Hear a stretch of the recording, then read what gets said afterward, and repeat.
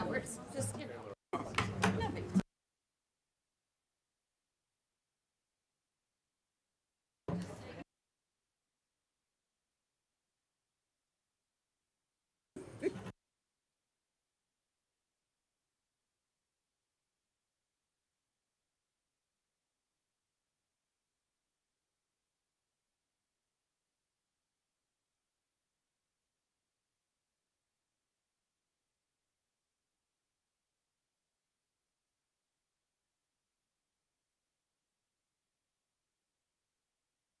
I think he's does that make sense? I know. It was really weird. I was like 24 hours in advance. You've had years? Like what? Yeah, maybe that's it. Okay. All right.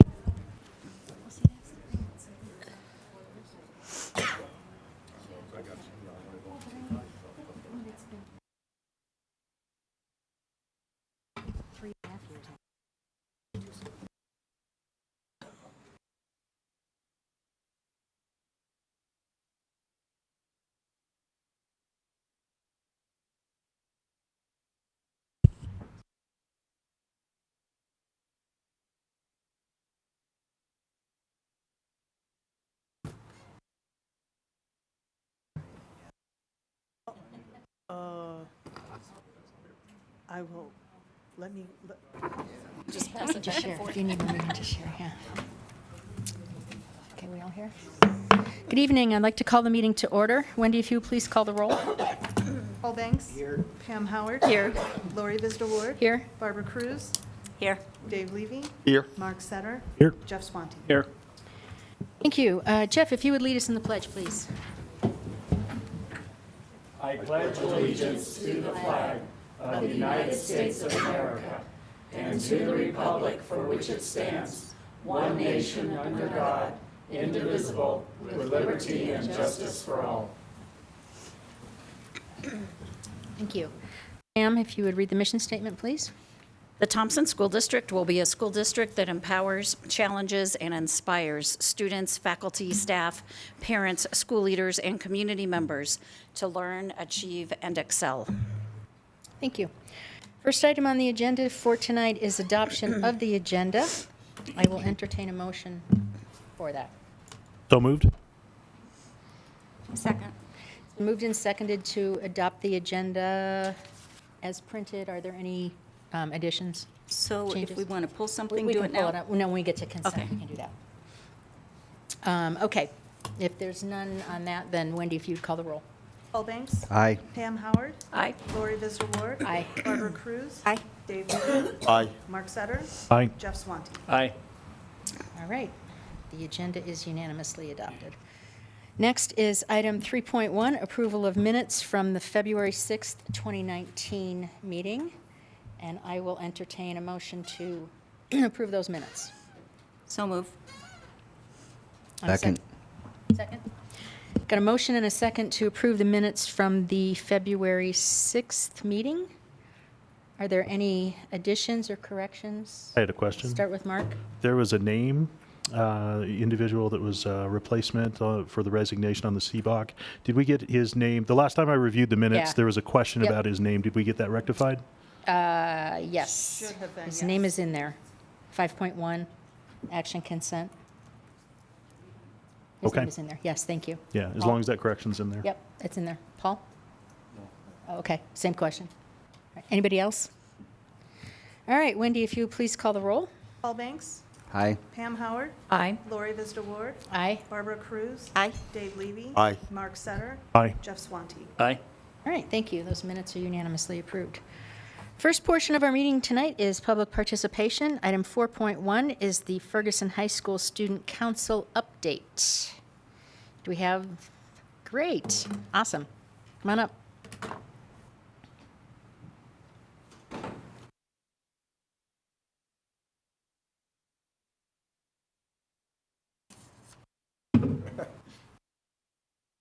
This an auction? Not this time. Madam President, Dr. Schaefer, and members of the board, I am Brandon Bouchard, graduating senior at Ferguson High School. I am Anthony Castaneda, a graduating senior at Ferguson High School. I'm Caitlin Williams. I am a scholar at Ferguson High School. To start us off, we're going to be talking about the school's coffee shop at Ferguson High School. First off, to start things, we are the first school to actually have an up and working coffee shop in our schools. Construction began roughly about 3 years ago in 2016 of August. Most of our proceeds go back into the coffee shop itself for supplies and others, but a good amount does also go back into the school to benefit for programs and other things like that.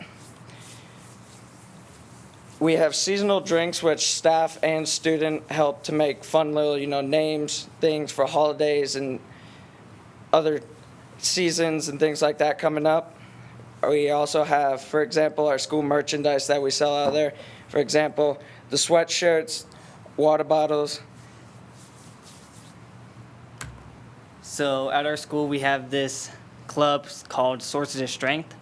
We have done many campaigns like Trusted Adults, Positive Friends, and No Windows up in front of our school. So basically, we had every student that walked in that morning fill out a sticky note that they had to identify who their trusted adult was in their life or a positive friend and hang it up on the window.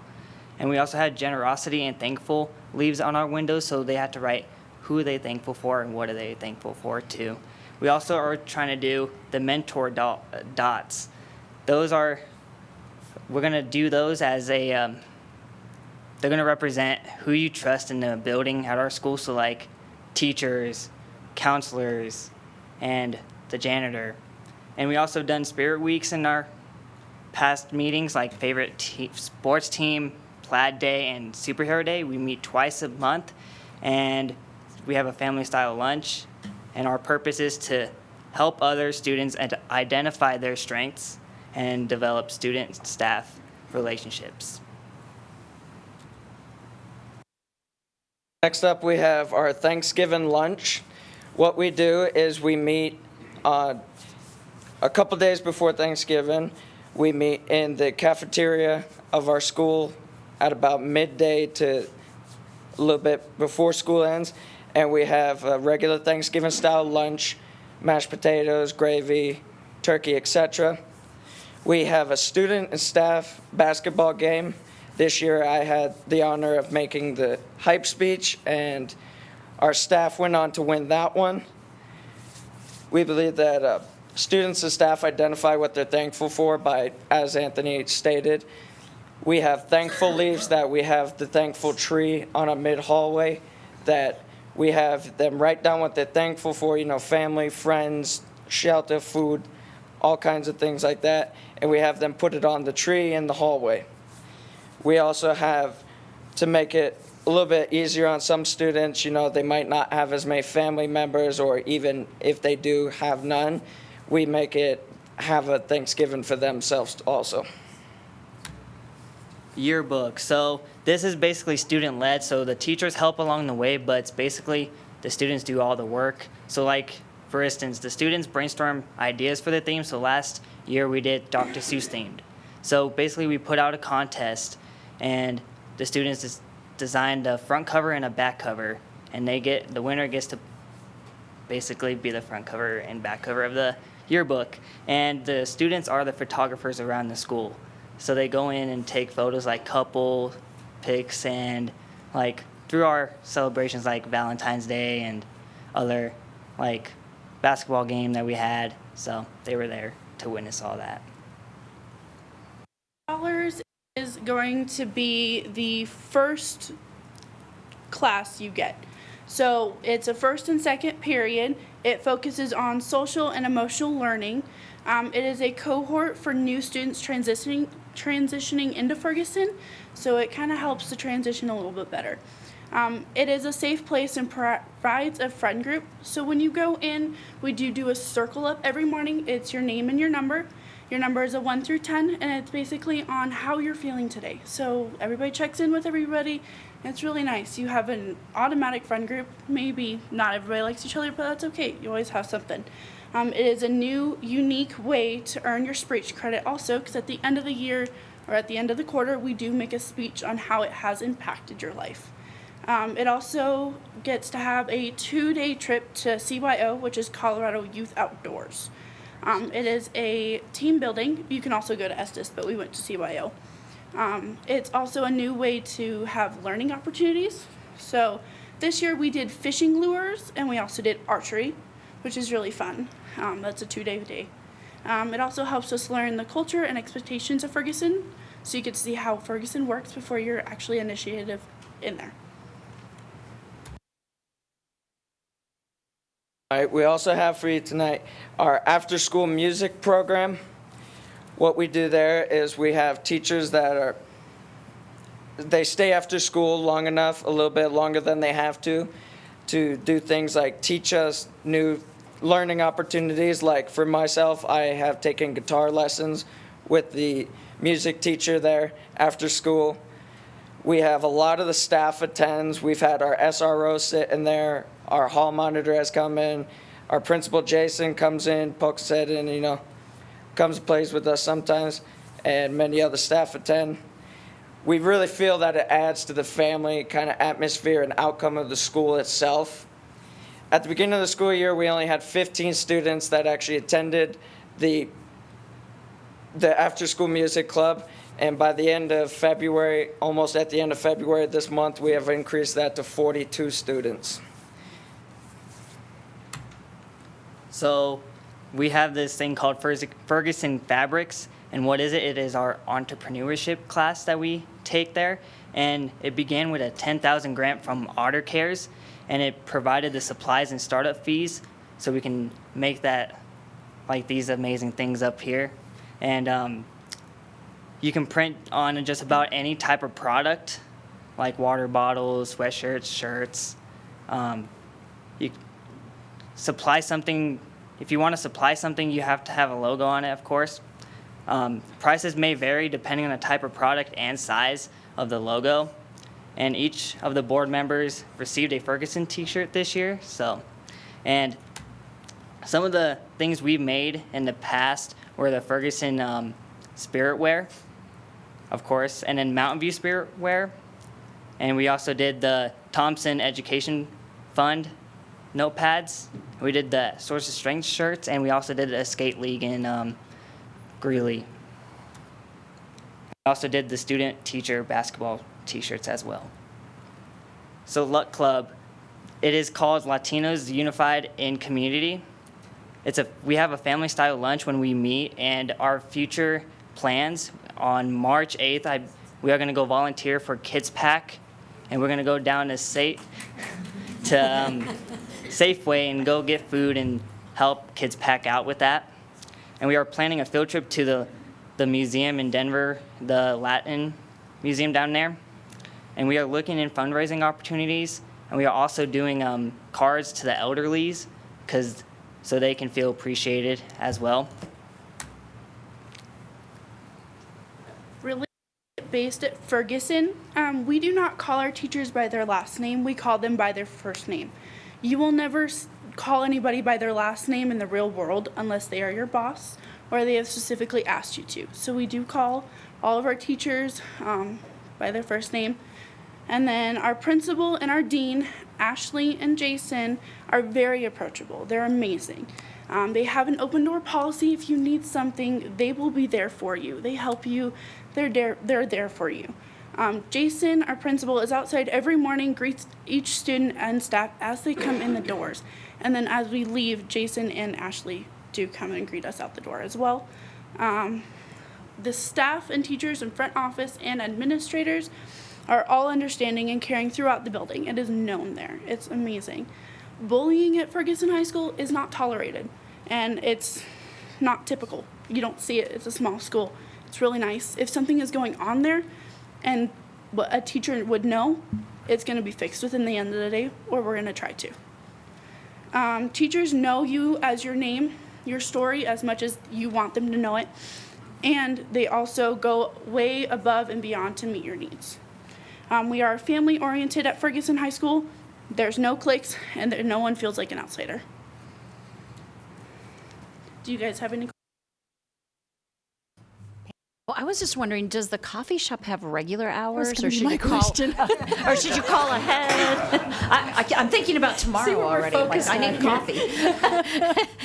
Yes, we do actually. We have, in the mornings, we have 2 different hours that we do the coffee shop. We have first period and fifth period, which is from 7:30 in the morning to, not 9, sorry, my bad. 7:30 to 8:15. Okay. And then fifth periods is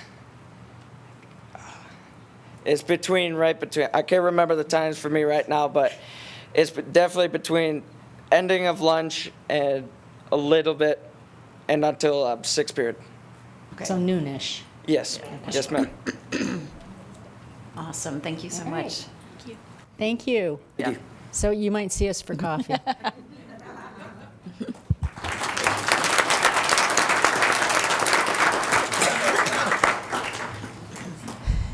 Next up, Dr. Schaefer, is Superintendent's report.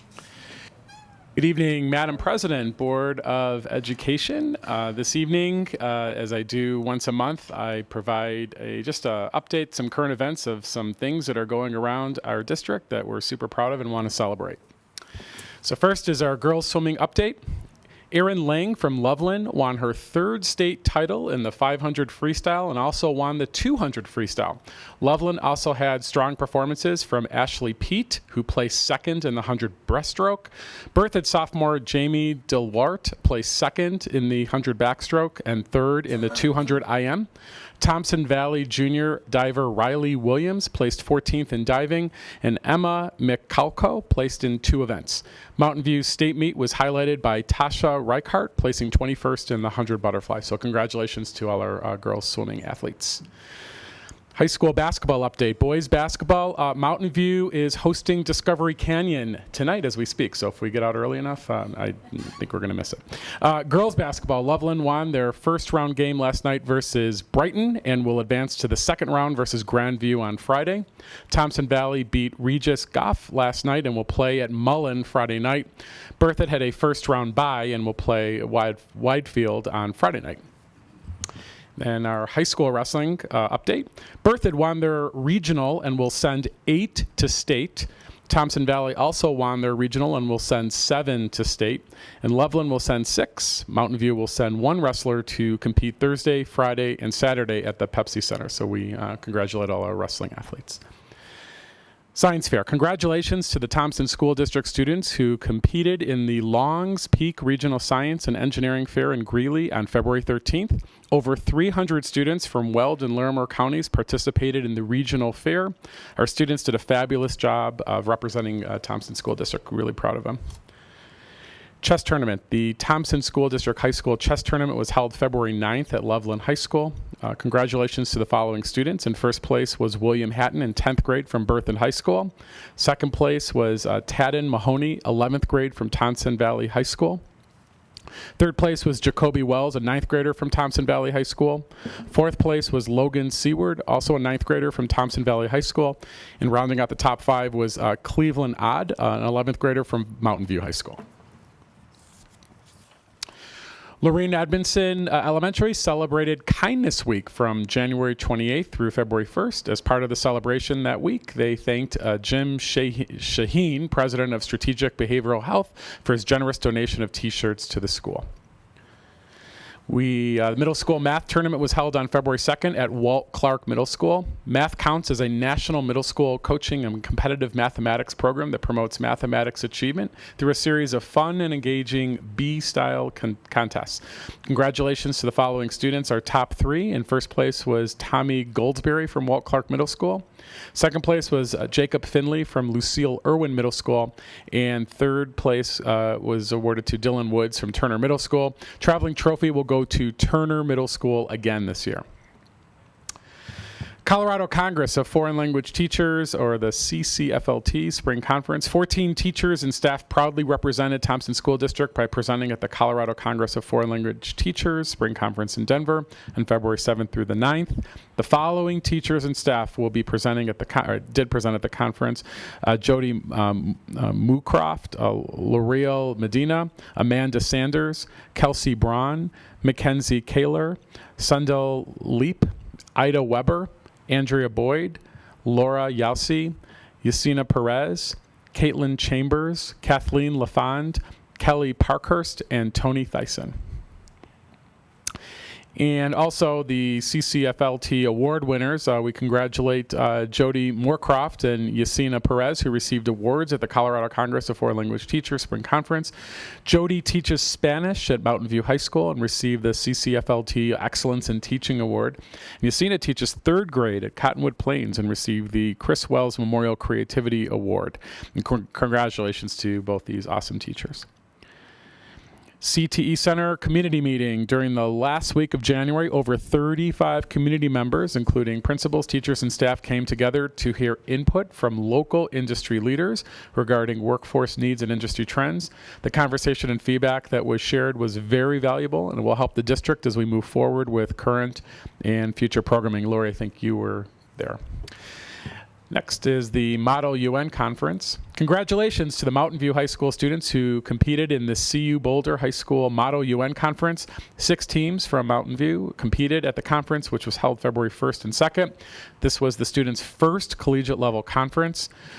Congratulations to the following students: Allie Buckner and Eloise Nelson. They were distinguished delegates, second place.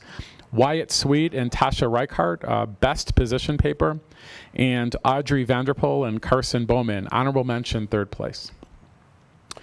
CareerWise, Colorado Apprenticeship. Over 150 students and parents from Thompson School District, Poudre School District, Weld, and Colorado Early College attended the regional CareerWise Colorado Apprenticeship Fair the last week of January at Front Range Community College.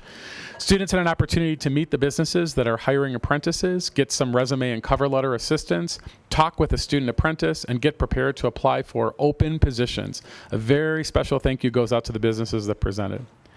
And finally, our last slide, Battle of the Books. Congratulations to the Stansbury Elementary third graders who took first place at the Battle of the Books event on February 9th. This is the first time in Stansbury's history that the school has won the title, so we congratulate them. Finally, I'm going to invite Tracy Stagel to the podium. Tracy is on your consent agenda this evening for our new position of Executive Director of Teaching and Learning. In this position, Ms. Stagel will provide leadership and vision in the ongoing planning, implementation, development, direction, review, and evaluation of early childhood through 12th grade curriculum and instructional services. In addition, she will coordinate services to staff that enable them to meet learning needs of students in order to ensure the success of our strategic plan. Ms. Stagel is currently serving as the principal of Aspen Creek Pre-K-8 School in the Boulder Valley School District. Her career also includes work as a co-director for the Denver Writing Project and as an assistant principal for Boulder Valley Schools. She also currently serves as an affiliate faculty member for Regis University. Here's an interesting factoid for you. She began her career here in the Thompson School District, so she is coming back to us at Walt Clark Middle School. Walt Clark, there we go, 1991. She was a language arts teacher. Ms. Stagel earned a Bachelor of Arts in English from Colorado College in Colorado Springs. She also holds a Master of Arts in Curriculum and Instruction from the University of Colorado at Denver. Please help me in welcoming Tracy Stagel.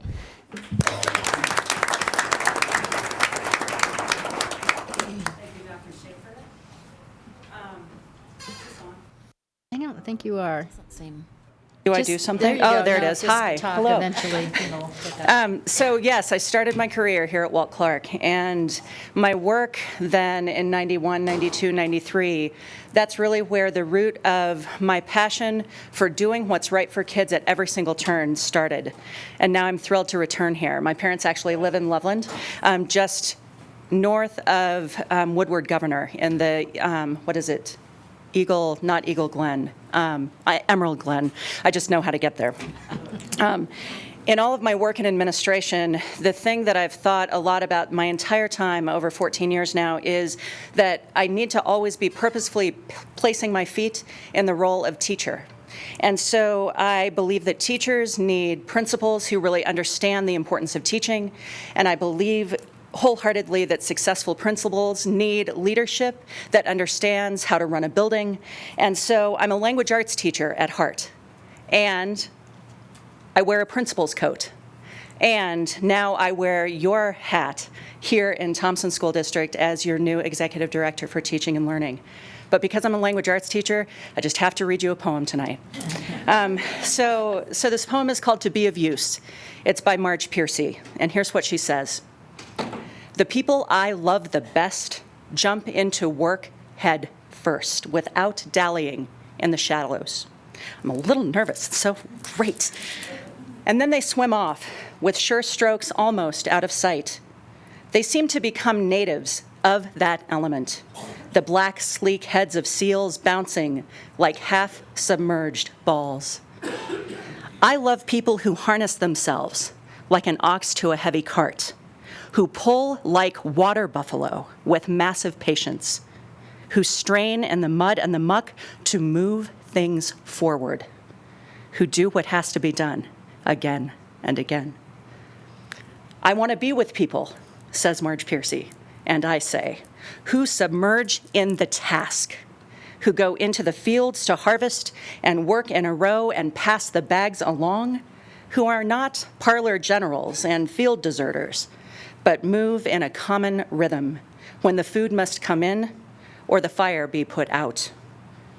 The work of the world is as common as mud. Botched, it smears the hands and crumbles to dust, but the thing worth doing well done has a shape that satisfies. Greek amphoras for wine or oil, Hopi vases that held corn, they're put in museums, but you know they were made to be used. The pitcher cries for water to carry, and a person for work that is real. And that's why I'm here and thrilled to be here, because I'm ready to do the real work. So thank you very much for your trust in me. Thank you and welcome. And after our poetry reading, that concludes Superintendent's report. I think I'd like to move that we have a poetry reading in every meeting. It's inspiring. Thank you, Tracy, and welcome. All right. Takes us to board committee reports, item 4.3. I think I'll start this side this time and work this way. Nothing to report. All right, there you go. I'm assigned to the Joint Insurance Committee, and I see they're here tonight, and I'm excited to see them here because I know they have some great recommendations for the board, and I appreciate the time they take out of their schedule working on behalf of staff and teachers in the district. So welcome. We'll hear more later. Yes, we will.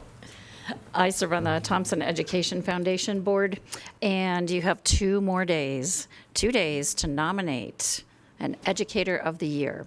Nominations close at 4:30 p.m. this Friday, the 22nd. It can be a Thompson School District teacher or staff member for the Educator of the Year award.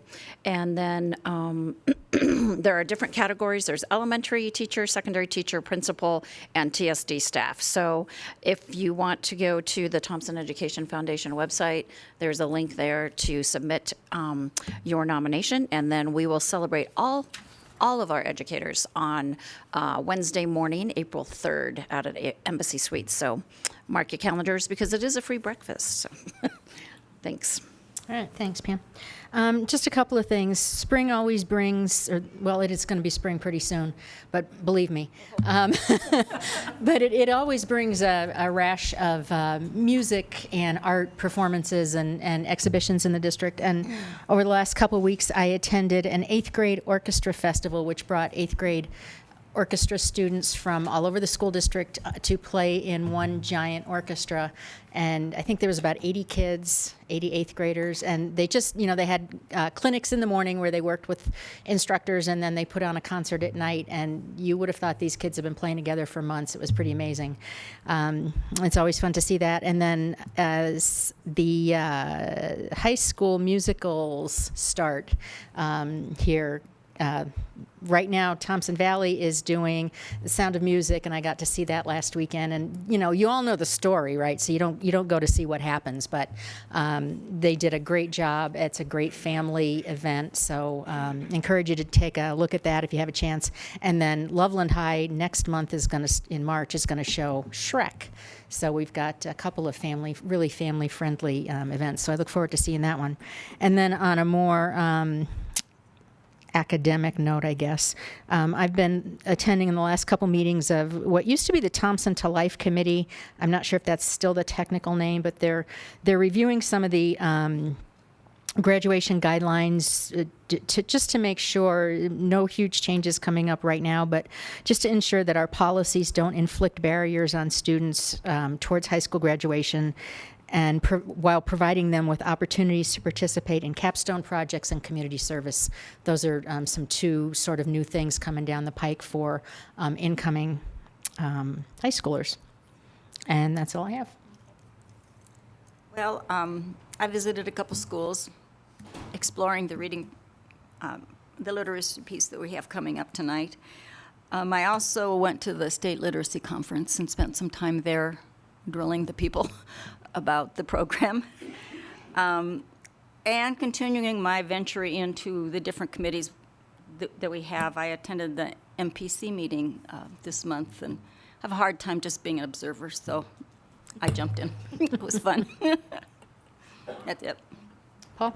I'd just like to add a little bit of supplement to Dr. Schaefer's report. That recently I got to attend CHASA's first sponsored girls state wrestling tournament, and I know that our district had 4 girls go, and if my memory serves right, we had 1 state champ, a 2nd place finish, and a 4th place finish. So the girls are on the rise. That's good. Awesome. Thanks.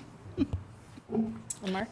So I'm the liaison for the board to the District Advisory Committee, which met this month. And this month we did a deep dive into our middle schools and into New Vision Charter and Berthoud High School. And it's very exciting to see the amount of participation that we have in our District Advisory Committee. Every seat was full in the house. We had to pull out some extra chairs and set up a second row. So very engaged and very animated discussion, but also there's so much material to go through. It's hard to do in just 2 hours. So very excited about that. I also was inspired by an event that took place in our district recently. And so I've dug into learn more about Special Olympics and unified sports. And I'm very inspired right now, and I'm really digging into that deeper to learn more. Thank you. All right. Public comments, item 4.4. Do we have tonight? Okay, Pam, if you would read the public comment statement, please. Because the board wants to hear the viewpoint of the public, we have scheduled time during the regular board meetings for comments from the public. We have set aside an unlimited time for public participation prior to the business portion of each meeting on the first and third Wednesday of the month. The time for each speaker is limited to 3 minutes, and each individual will only be recognized once. The board will not be able to respond to comments or questions. Thanks. Thank you. And Paul is the timekeeper and name caller. So we have Tom Kerrigan to speak to us about the food drive.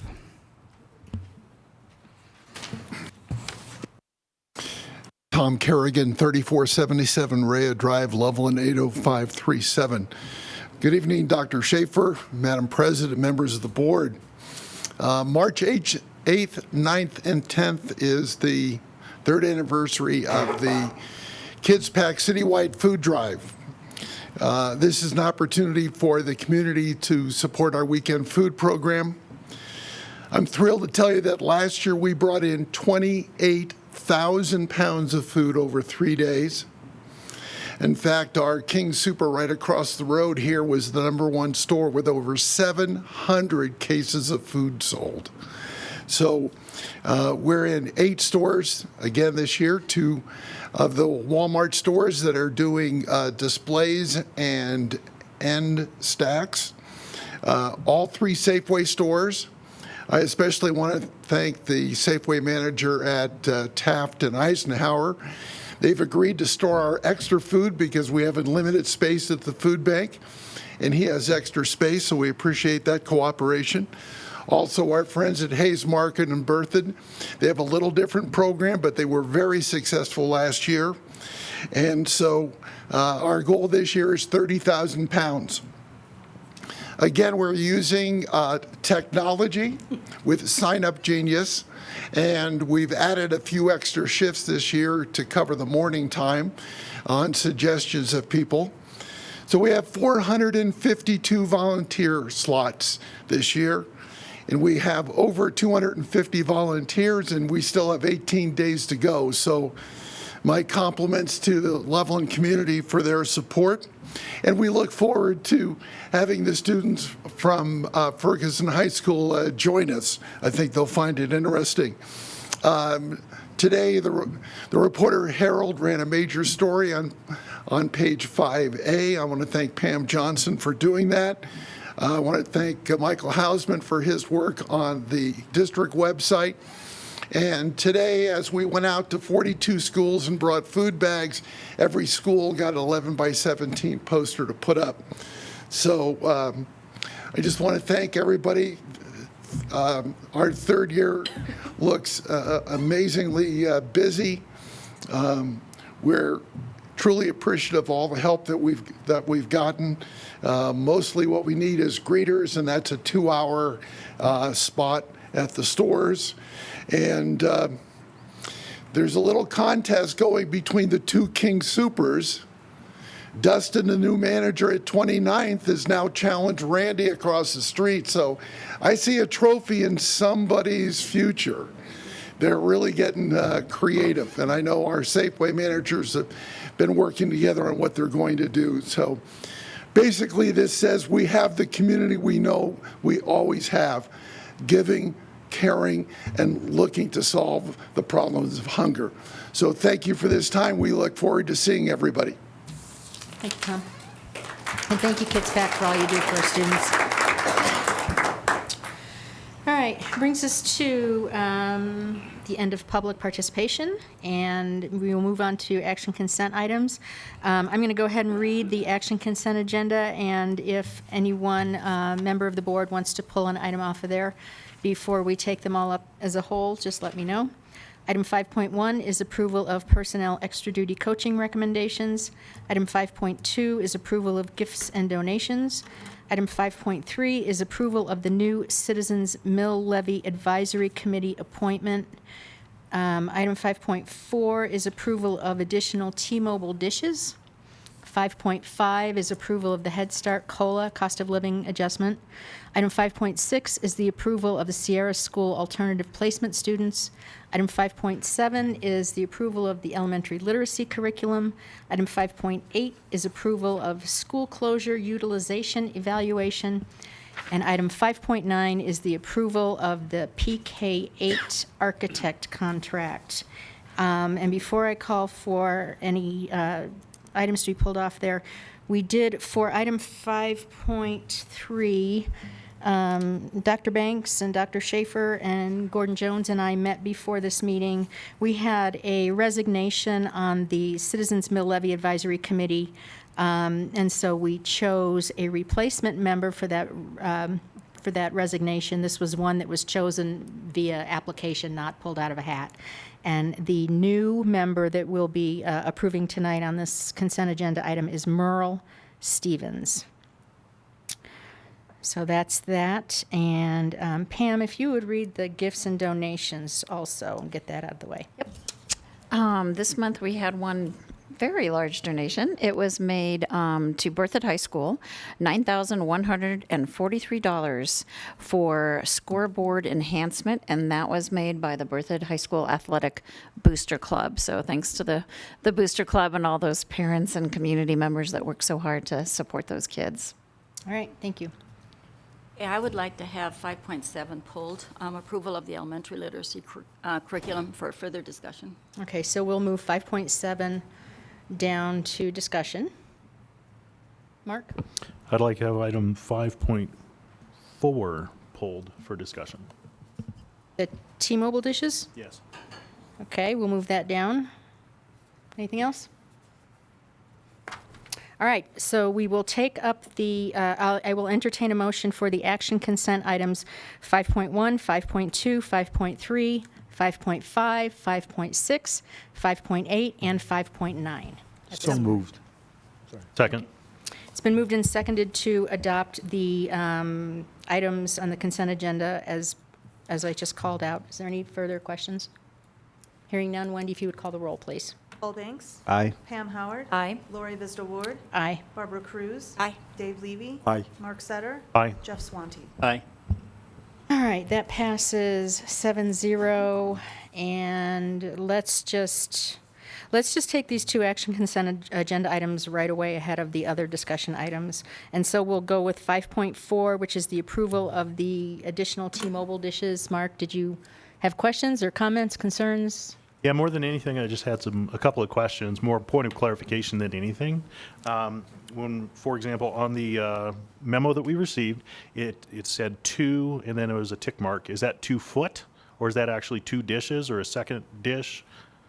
So I'm going to ask Dr. Matt Kuhn to come forward and provide. I think Gordon I'm has sorry. it. I think Gordon has it. It's Gordon. I'm sorry. So I'm going to ask Gordon Jones, our Chief Financial Officer, to come forward.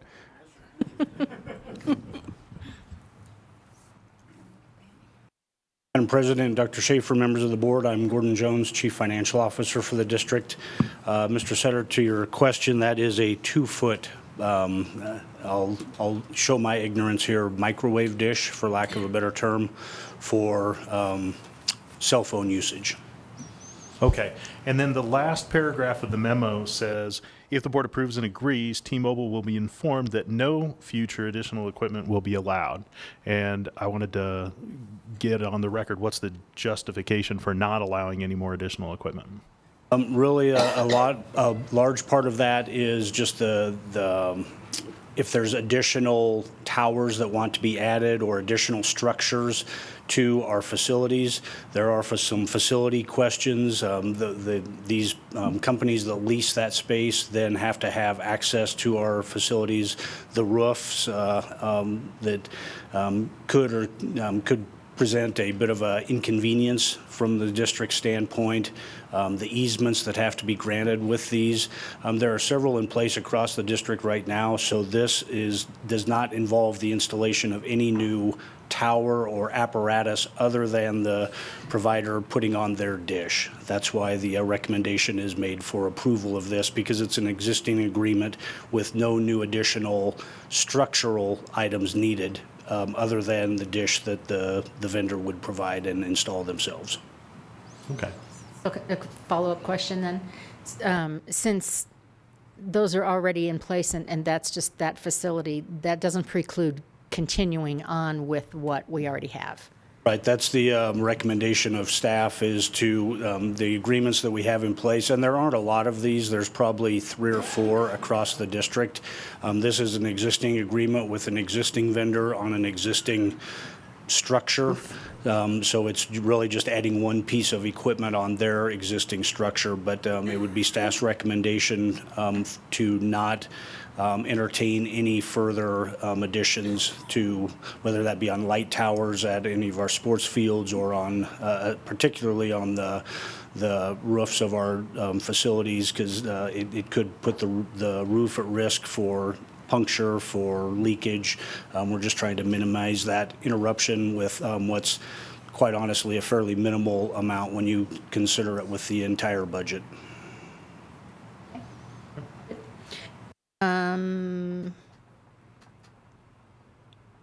Do we want to move that to action, Ben? Move it back to So- action? You want to make a motion to move that back to action? So I move that we move that item back to an action consent item and approve it. Just Second. a regular, yeah, just a regular action item. Go ahead. And second.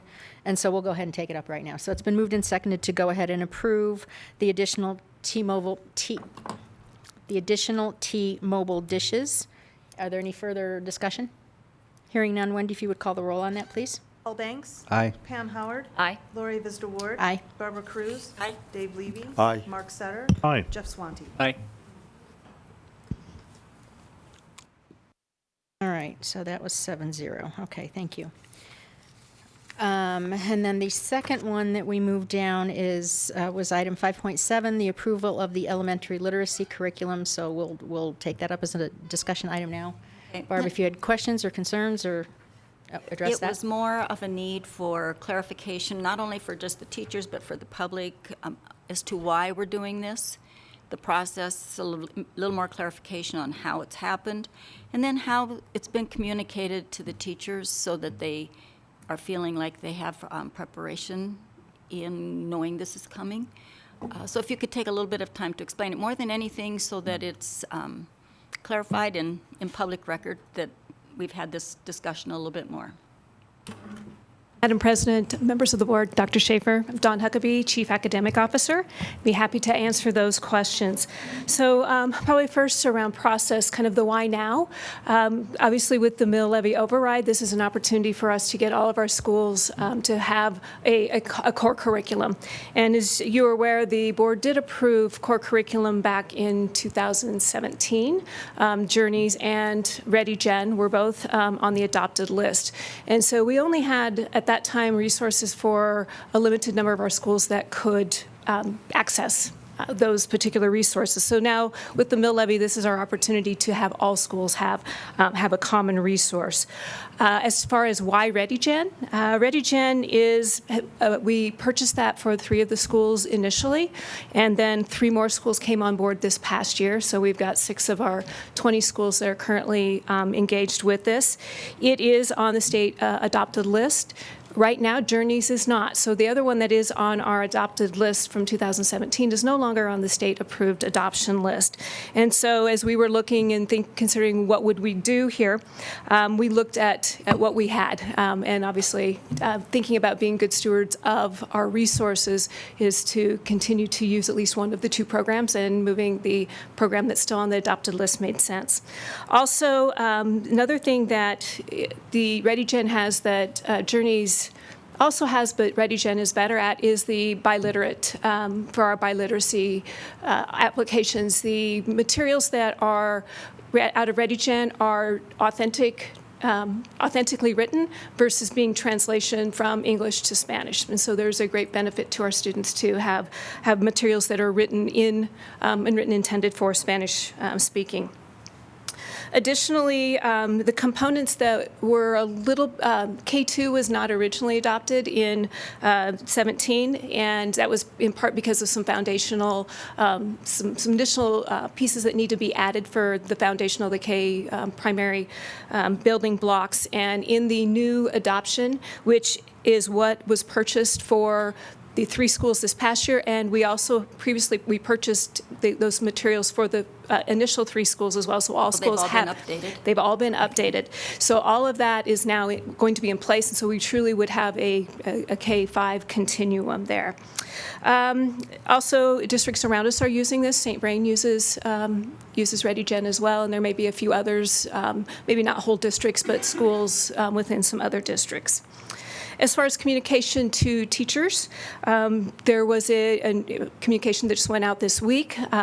We kind of held off on it, waiting for the details. And in hindsight, we wish we would have said something sooner with a bigger why around that. But in part, knowing that communication, sometimes when you get too many pieces of communication, some of the details may get lost. So we'll do it a little bit differently and improve on our process next time. But in that email that came out this week, it did indicate what that there'll be a vendor presentation in a week and a half on March 7th. And, that will be an opportunity to meet with the vendor, dig into the materials. It also listed the dates that the trainings will be, and we've identified trainings that will occur during the school day. And then there will also be some that will occur right after school gets out in late May. So teachers will have that opportunity and option as to which one to choose. It also then put forward some of the training dates that will then be kind of part 2 that will happen then in August. And I think, what else? Was there another question that I missed? I think that was it. More than anything, it was wanting to just clarify the process for the teachers. I I know that you talked about varying the amount of training as far as level of usage that they already have, taking into consideration not just a school, but staff members as well, so that like if there's a school that has new people coming in, so we will adjust and not have it just be a one-time done. Correct, correct. So, I mean, this year. year will be a big push because we'll have many staff that will go through the training. Every year following this, we will do that, basically the two parts. The one is here are your materials, and then here's now how you implement those materials. So we will be doing that on an annual basis for any teacher who moves into our district, experienced or brand new to the field. Paul, did you have any more wonders or thoughts? I was just curious on one that you've mentioned a couple times that one of the factors in deciding was not on the state's approved list. So I'm just curious, are we not allowed to choose something that's not on their approved list? Or if we did, what are the negative implications of doing that?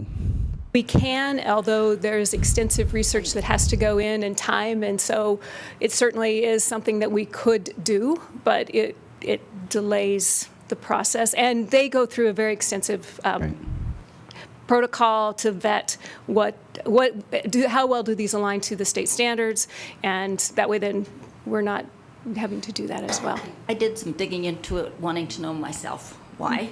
And it comes down to if there is a school that was using funds, state funds or grant funds, that they wouldn't be allowed to purchase with that money. So it was just it's more than anything, it's covering the district adoption, I guess, was what I would say.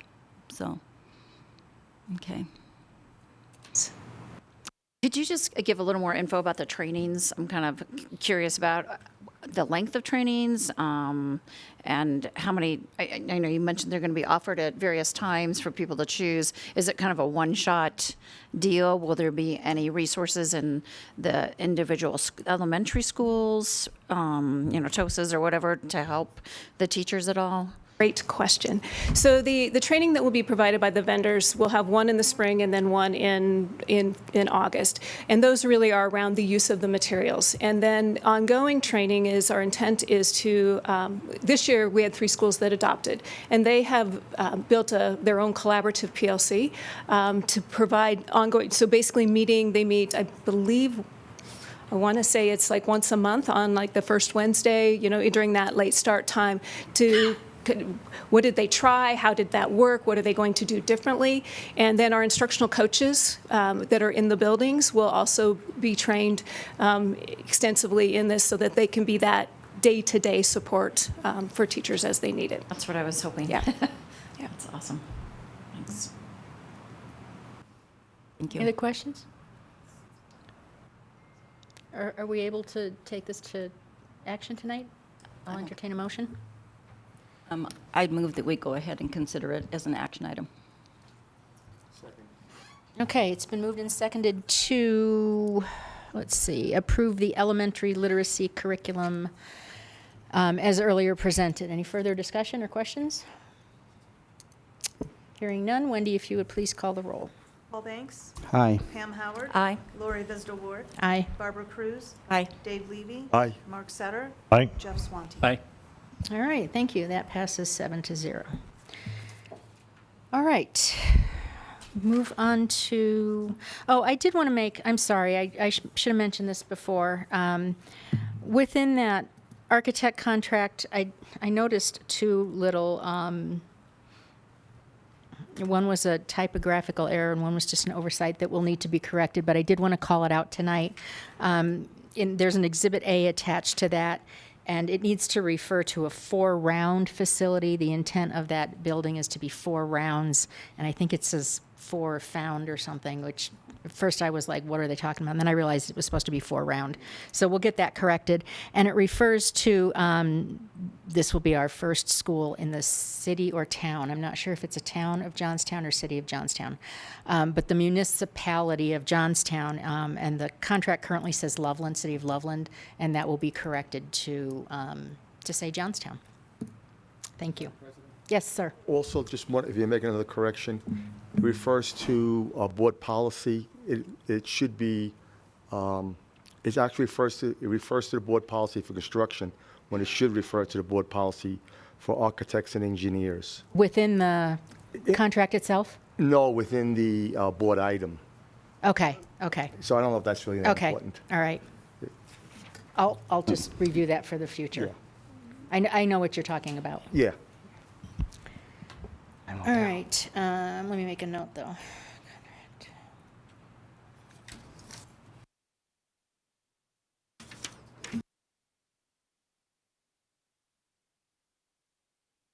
All right, thank you. Okay, so takes us to you jumping the gun, or did you? Were you I don't know. I just want to make. I didn't pull this particular item, Okay. but I had a question that I was going to hope Todd could address on 5.9. Can he do that as part of the consent, or do I need to? I think we can answer a question if it's just a question. Okay. I think he probably knows All what right. the question is. All right. So there's that question that came forward to me that we had recently built a new EC K-8 school in High Plains, and why we weren't able to maybe utilize more of those plans we've already paid for versus paying a pretty hefty fee for entire new plans for our new K-8. Can you maybe explain that a little bit? It's some light, yes. So, Madam President, Board of Education, Dr. Schaefer. So the reason for that, well, there's a couple reasons. One being really the site specifics to this site. Because of the orientation of roads and the orientation of the school compared to north. That's one reason. Two is the sheer size of the school.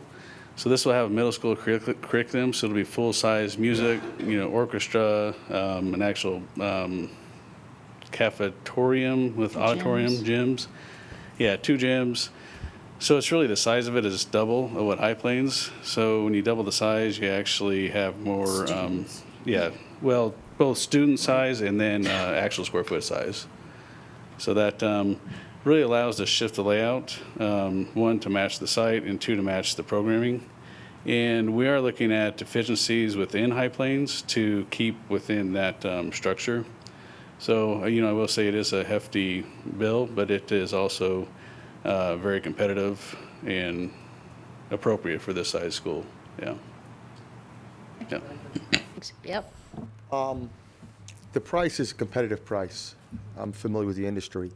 And the architect is very experienced in a lot of schools. They take existing plans and bring them in for the details, et cetera. So we are enjoying, most of the construction plans are details, wall sections, et cetera. It's not the layout. So we will benefit from the previous designs already. All right. All right, thank you. All right, now we will move on to discussion items. Item 6.1, Joint Insurance Committee Insurance Renewal Recommendation. Is that Dorothy and Dr. Siebers?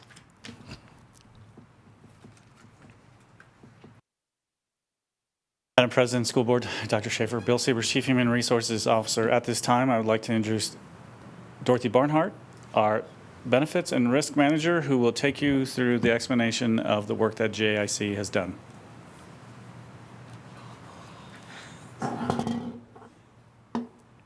Good evening, Madam President, members of the Board of Education, and Dr. Schaefer. I'm Dorothy Barnhart, Benefits and Risk Manager. I'm also joined tonight by Lanny Hass and Dale Bryant, who are members of the JIC. On the 12th of February, so just last week, the JIC met and reviewed and discussed the CEBT renewal proposal that was presented. Based on our conversation at that meeting and discussion, JIC recommends to the Board of Education that the district continue to offer PPO 4, 5, and the Kaiser DHMO 1500 plan and maintain the hospital reimbursement plan as a secondary plan.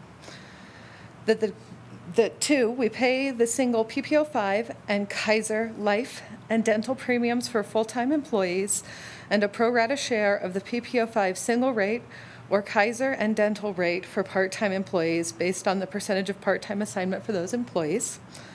3, pay the single HRP life and dental premiums for full-time employees who elect this limited hospitalization plan as secondary coverage, allowing them to use a spouse's employer coverage as their primary medical plan. And 4, to apply the district's PPO 5 or Kaiser contribution to the employee's out-of-pocket premium to either buy up to PPO 4 or to purchase dependent coverage. Net effect of the renewal for health, life, and dental insurance will result in a 3.5% overall increase to the district of about $400,000. Estimated total annual district costs for health, life, and dental insurance is $13,041,000 for the 1920 budget year. The 3.5% overall increase was to health only. There was no increase to the dental or vision premiums.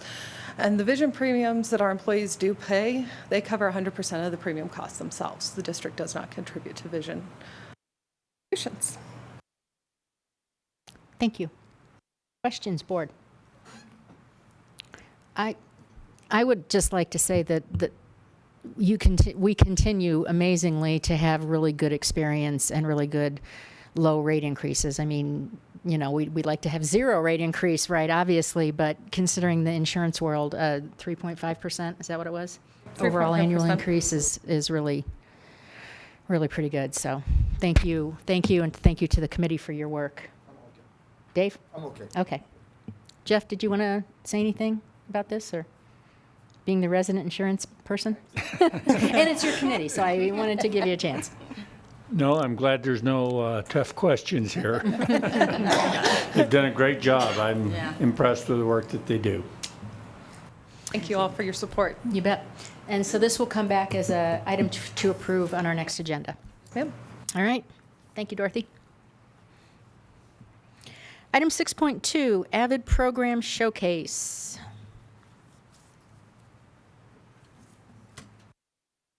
We're very excited to have members from our schools that have the advancement via individual determination program at their schools. This isn't a feeder system. So I'd first like to ask the principals of the school just to step forward. Dale Bryant from Sarah Milner Elementary School, Christine Smith, Walt Clark Middle School, and Lanny Hass from Thompson Valley High School. As you can see, you're going to hear more from the students than you're going to hear from the adults, which is really exciting. So with that, I'm going to turn it over to Dean. Whichever one. I thought he was in. I lost nose goes. Good evening, Madam President, members of the board, and Dr. Schaefer. We want to thank you for giving us this opportunity to share with you the AVID feeder program that we've built over the last few years. We have Laura Lightkovich, who is the coordinator at Thompson Valley, and she's going to lead this presentation. And like you can see, we have lots of great kids here ready to share with you what they're doing. So. Thank you. Madam President, members of the board, Dr. Schaefer, my name is Laura Lightkovich. Like Ms. Smith said, I work at Thompson Valley High School. I am the AVID elective coordinator and an AVID elective teacher. To start with, as you follow along on the slides, they're a bit wordy, so I did bold the areas that are meant to grab your attention. So AVID is a college readiness system that we started at Thompson Valley and Walt Clark several years ago, which now includes Sarah Milner. It is a direct support structure that is designed to help kids improve their skills so that by the time they graduate from high school, they are fully college competitive. It includes an AVID elective class as well as a school-wide approach, which allows teachers and students, even those not involved in the AVID program, to still have access to the strategies that make those students successful. Oh, how do I move the slides across? Oh, you'll do it, sorry. Thank you. So a lot of people ask when I tell them about the AVID program, so what do you do in an AVID class? What does that look like? The curriculum for AVID is framed around the wicker that you see here up on the slides, the writing, inquiry, collaboration, organization, and reading.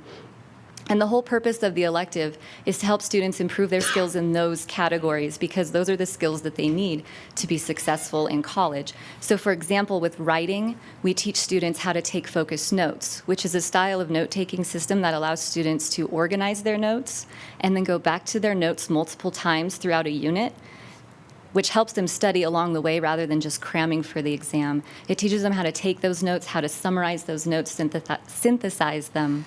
The inquiry and collaboration skills really focus on the ability for students to ask deeper levels of questions, and we practice that level of questioning in class. And also twice a week during our Socratic tutorials, students participate with CSU students where they come together with their points of confusion from their academic classes And rather than getting one-on-one tutoring from the CSU tutors, they sit in small groups and they solve their problems by using questions. Rather than being given the answers, their classmates ask them questions which lead them through till they get to the right answer.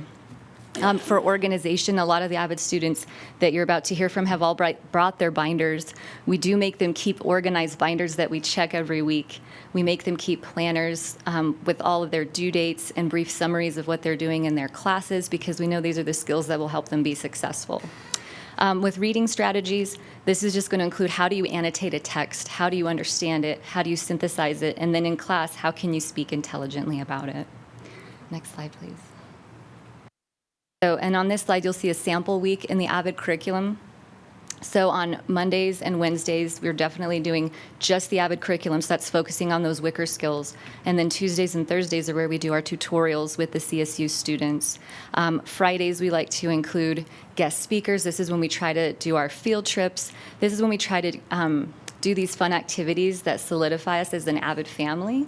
And that's one of the things that's unique about this AVID program, is that students stay with their cohort and their teacher all 4 years, and it really does become a family dynamic. So we try to reserve Fridays as those times just to reconnect as a group and come together as human beings. Next slide. So in particular, I'll let the other teachers come and talk about how it's implemented at their school, but at Thompson Valley, AVID, in addition to being school-wide, comes in the form of an elective class. Like I said, they stay with their teacher and their classmates all 4 years. Part of the AVID program that's helping them be prepared for college is asking them to take courses of rigor. So starting sophomore year, all AVID students must take an AP, a pre-AP, or a concurrent enrollment class at Front Range or Ames. They get that support in their classes, though, by being an AVID, getting those skills met, and getting those that tutorial time twice a week. In addition to those academic skills, that family component, in AVID we do teach students like social emotional skills, conflict management skills, those life skills that they need to be successful. As we scroll through, they get that positive peer group. Because AVID is an elective, they don't have to take it, and once they take it, they don't have to stay in it if they don't want to. So it's nice because they know they can count on this group of students that's with them all 4 years, that are motivated, that are going to be good influences on them. And then again, when we talk about grit, those are really the skills that AVID hones in the students, which is just giving them that sense of hope and that confidence in those skills that they can achieve high levels of academic rigor. Next slide. And then we'll have Lori Brandt at Walt Clark continue on. Thank you so much. These pictures actually represent sixth graders doing AVID. It's our first year rolling it out there. And actually, we started something because we don't get the college tutors at our level, but through Laura, we do bring down high school students that do community service and come down and help run our tutorial groups. Or this year, we started with 8th grade peer mentors with our 6th graders. And they loved it. They stay in there all year, so they get 2 AVIDs a day at this point. And so those pictures show them either organizing their binders, a little collaborative study group, or the coaching from their peer. And you'll see a lot of similarity here to what Thompson Valley has as far as the elective class. I get the privilege of doing it all day long. It's like a dream job right now to work with these kids who really have an individual determination to do it. But we do a recruitment. We've met with the feeders last week at our extravaganza and those teachers and said, here are the candidates, gave them the same brochure you now have to say, here's who we're looking for. Can you give us some feedback and recommendations? Because we want the kids to start making choices in their lives. Again, we're trying to go rigorous curriculum, so it's accelerating some kids through math. Some are skipping up a grade. They are moving a little faster through it with math 1.5, 2.5, or even algebra in 8th grade. I think this year we did up to 2 algebras this year. Again, similar in the academic, social, and leadership skills. In fact, those are sometimes their favorite lessons. They love to do the team building things that we do. The collaborative study groups, they ask for that because they said, I have homework this week. The peer mentors is something, I don't know if any other school is really doing that. We wanted to explore it. And then again, I get to be the one, but we would love to expand it further. The peer groups, as she mentioned, and that sense of hope. The 8th graders, we're going to start tracking data this year. Now that we have 6th, 7th, and 8th grade, 140 students, as you'll see in a bit. How many of them continue on in AVID? And through the years, we're reaching at least 80% kids stay in it. And then I also have a bunch of 8th graders this year said, hey, I want to take it next year at Thompson Valley. Will you sign my application? Sure thing. So the word is getting out.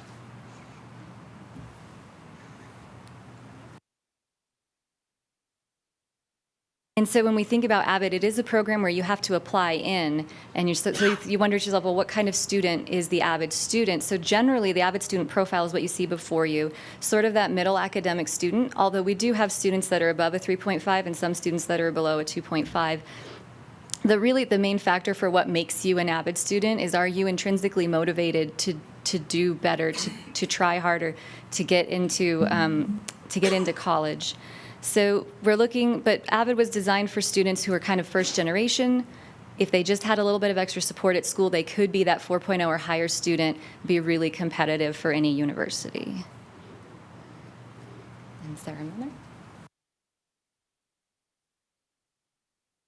Avid at the elementary level looks different in that it is not an elective class. It is a school-wide approach. We are currently phasing that implementation in 2nd through 5th grade, and our goal is to go school-wide, but currently it's in 2nd through 5th grade. We'll be sending more teachers to training this summer. It really is a focus on the Wicker strategies, the instructional strategies. At Sarah Milner, we've also implemented SIOP, or Sheltered Instruction Observation Protocol, and it's very closely aligned with the work we're doing with SIOP as well. We really have tried to focus on the organizational piece to set the table, so kids can go into the elective class in middle school and high school and be successful in that, to really strengthen that bridge to middle school, using planners and goal setting as they talked about, and really focusing on open communication. So I'm going to let the students talk now.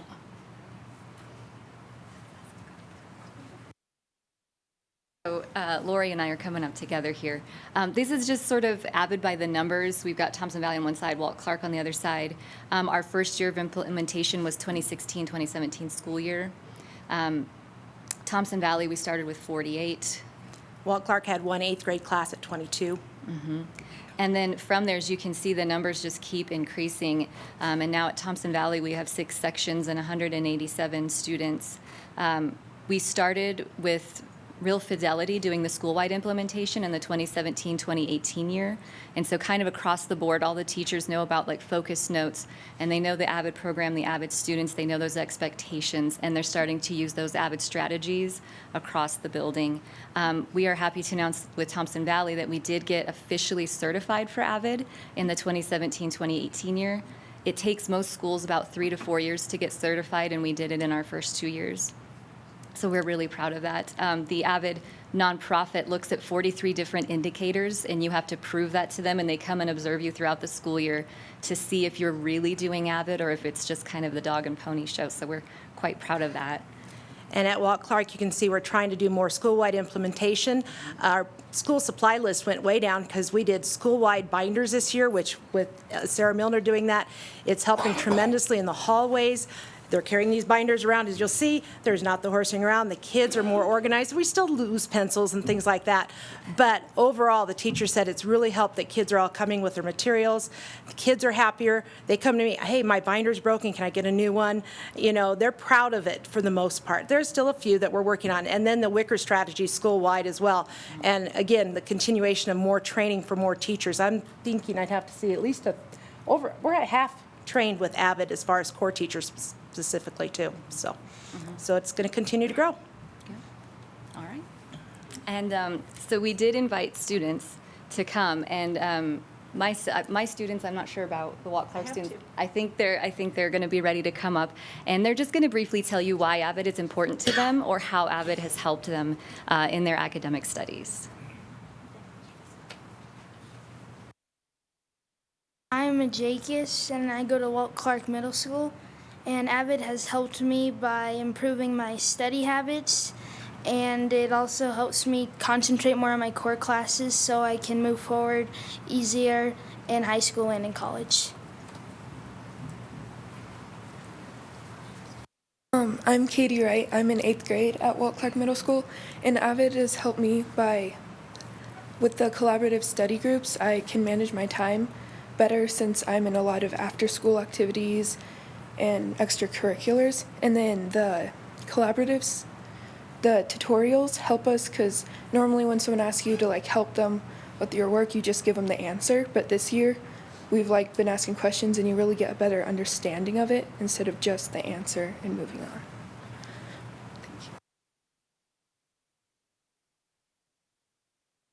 I'm Benny Cooley, and I'm a freshman at Thompson Valley High School. And AVID definitely made the transition from 8th grade to 9th grade a lot easier because it helped me stay organized, and it helped me stay on top of my grades because in middle school it was kind of hard to focus on my grades. But AVID helps you because we do grade checks, so it helps you stay on top of your grades, and it also helps me with my other classes because we do tutorials twice a week, so I get help from my classmates. And also at the beginning of the year, I was really shy because I just came into high school, and AVID really helped me open up because it gave me like a class that like everyone was really welcoming. So AVID's just really fun and helpful programs.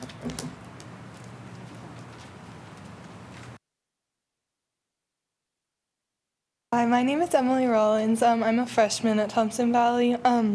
I just kind of wanted to talk about like my improvement from like middle school to high school as a student.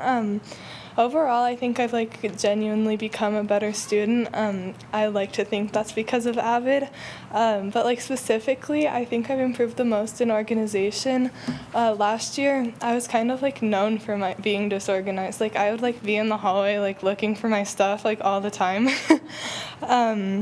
Like the people would always be like, if your head wasn't attached, like you'd lose it, and like that was 100% true, to be honest. But this year, like my binders and everything are really organized. They're organized by like class, and then I have a morning binder and an afternoon binder. So there's not very much room for me to lose things. And then I have my planner, so I can keep track of dates, so I never forget like when something is due, and I don't procrastinate because I know like how much time I have and then when I need to start and everything. So organization was kind of a goal that I never really reached until now.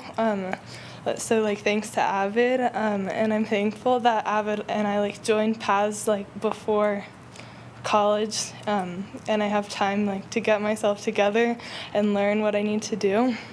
Yeah, thank you.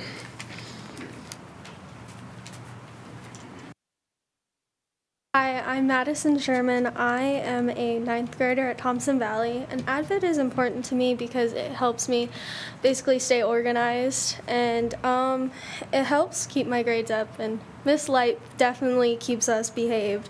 And tutorials really help a lot, even though I don't do them most of the time. And I just love the feeling of being a family and like having people I can go to on a daily basis.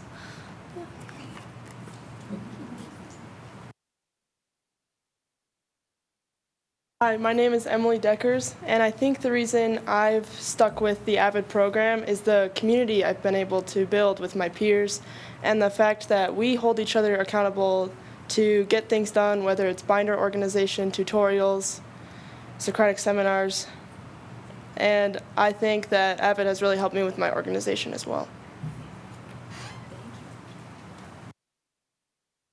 I'm McKenna Nobi, and I'm a freshman at Thompson Valley, and AVID has really helped me improve my organization and study skills.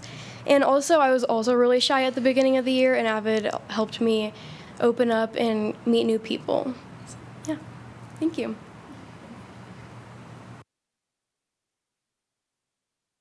Hi, I'm Caitlin. I'm an AVID senior. AVID has been a true blessing to me. When my out-of-school life was becoming a mess, AVID actually helped me get through the school year by planning and organizing on how to get all my schoolwork done and in on time. The community of AVID has been great. It is truly a class I feel comfortable to be myself in. I can't wait to show my impressive skills of AVID in college next year. Like when it comes to notes, I know how to color coordinate now and interact with them, which I believe is a truly useful skill that I will continue for the rest of my life. Thank you.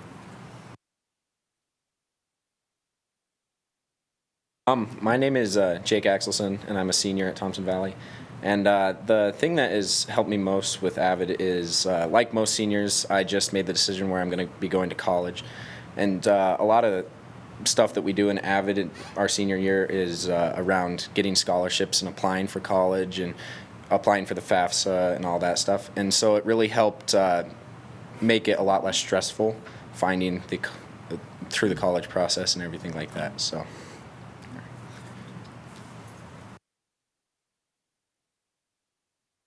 My name is Alexi Orr, and I'm a sophomore at Thompson Valley, and AVID has really helped me academically challenge myself to solve problems on my own without the help of anyone. It has helped my inquiry skills and basically just get to where I need to be. Thank you.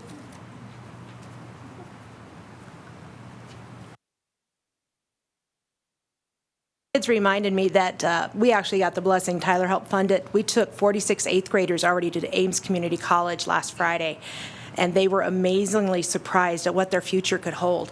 So to see that excitement spark that early is awesome. And then the other thing is we were able to participate in what's called the AVID Poly-Up Challenge. It's a math program where they had to put functions of different math numbers and put them together, and there were some tough ones in there. They gave up the fun Christmas activity of following directions I had to continue doing more math. And out of the nation schools participating, most got $100 gift cards, but our school earned the $1,000 gift card. So they are now trying to plan what are they going to buy for Walt Clark with that. So that's pretty awesome. Clearly, Lori, they were going to buy binders, right? And then just hearing from our kids, especially Jake just now sparked a celebration for me.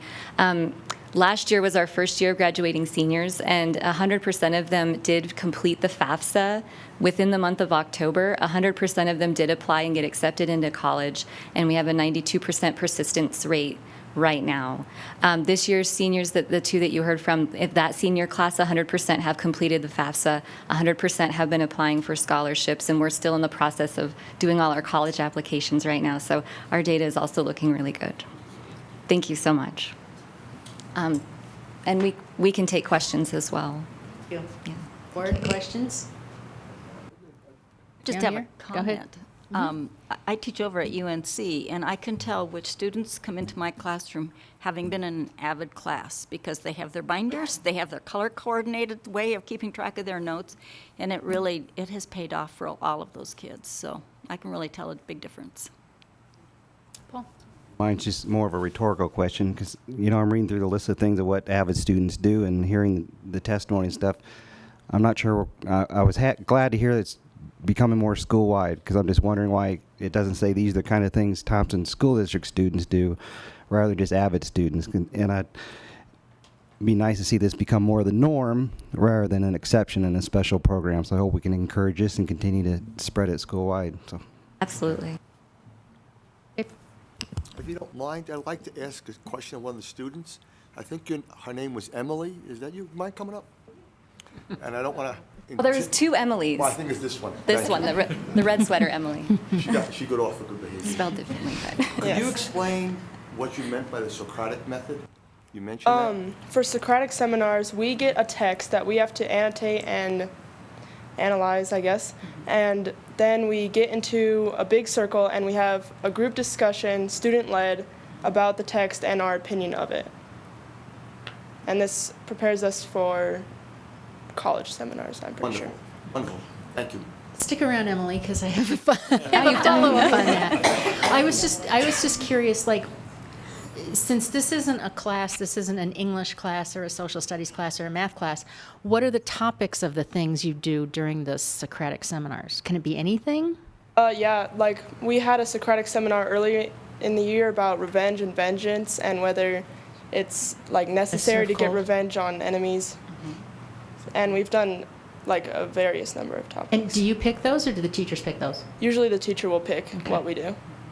Thank you. Yeah, come senior year, they get more choice in what we talk about for Socratic seminars. Nice. Thanks. Thank you. Anybody else?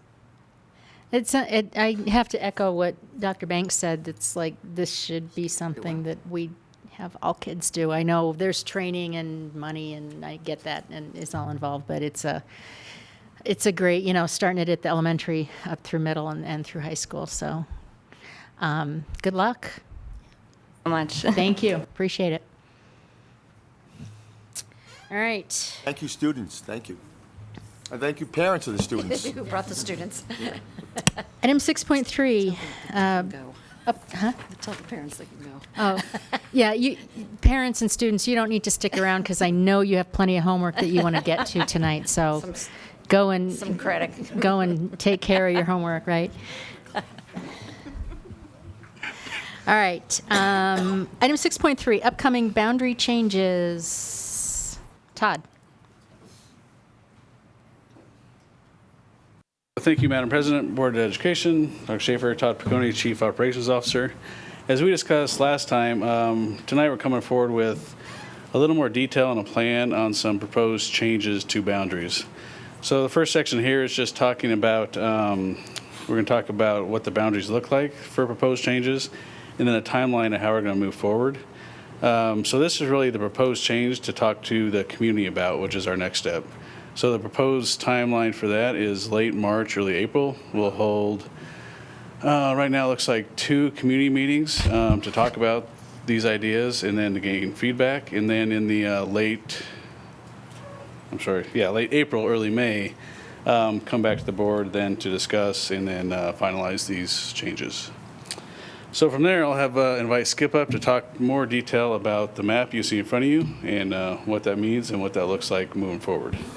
We'll also not implement any of these changes until the school year 2020, so that just for information. And also we're looking at, there's policy for sibling, we're going to follow the sibling preference. So if there's siblings within the feeder, we'll follow that.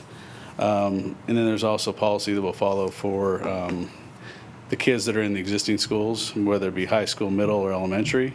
And how that would affect them. There's existing policy in place that we'll discuss with all the community as well.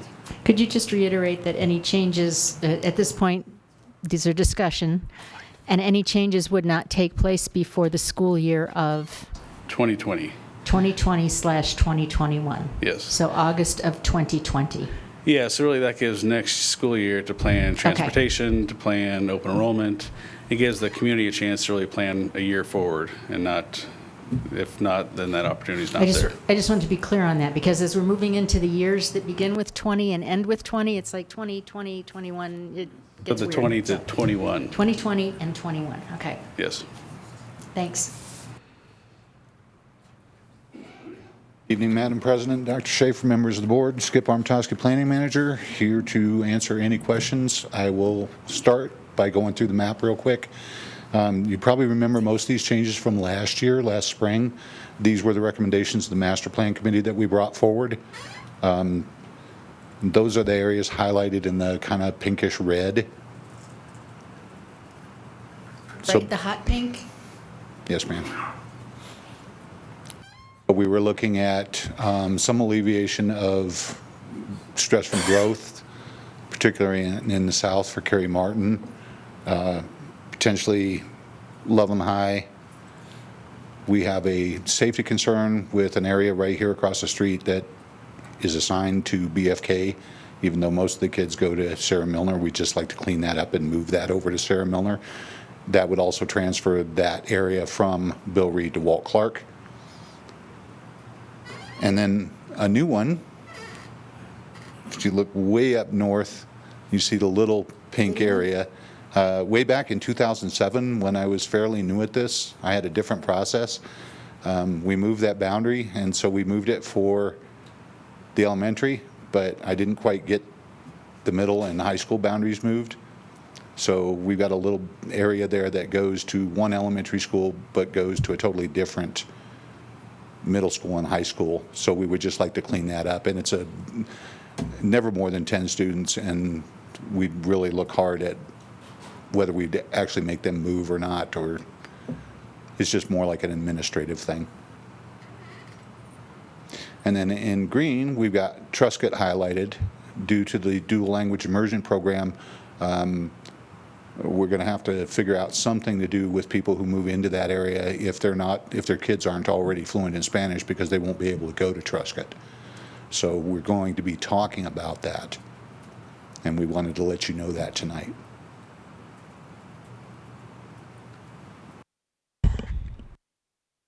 map is very busy. Got a lot of color on it. Explain the yellow again. There's little yellow boxes all over the place. A bunch of them. Those are the actual outlines of the school sites. They're built or not built yet, right?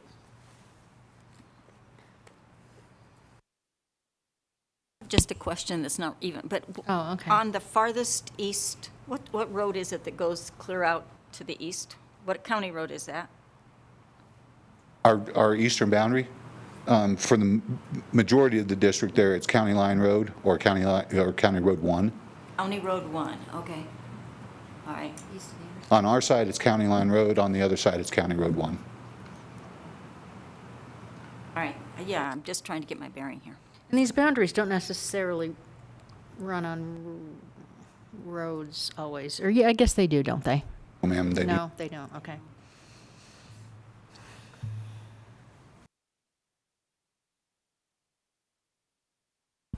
Is that one piece of yellow triangle, that future place by Mountain View High School? Yes, Kind ma'am. of a triangle shape? Yes, That's ma'am. like future land? Okay. Jeff? Are we going to invite parents in to talk about this and have conversations and look for input? That's the community forums that we'll be holding in And when will they be? late March. Late March.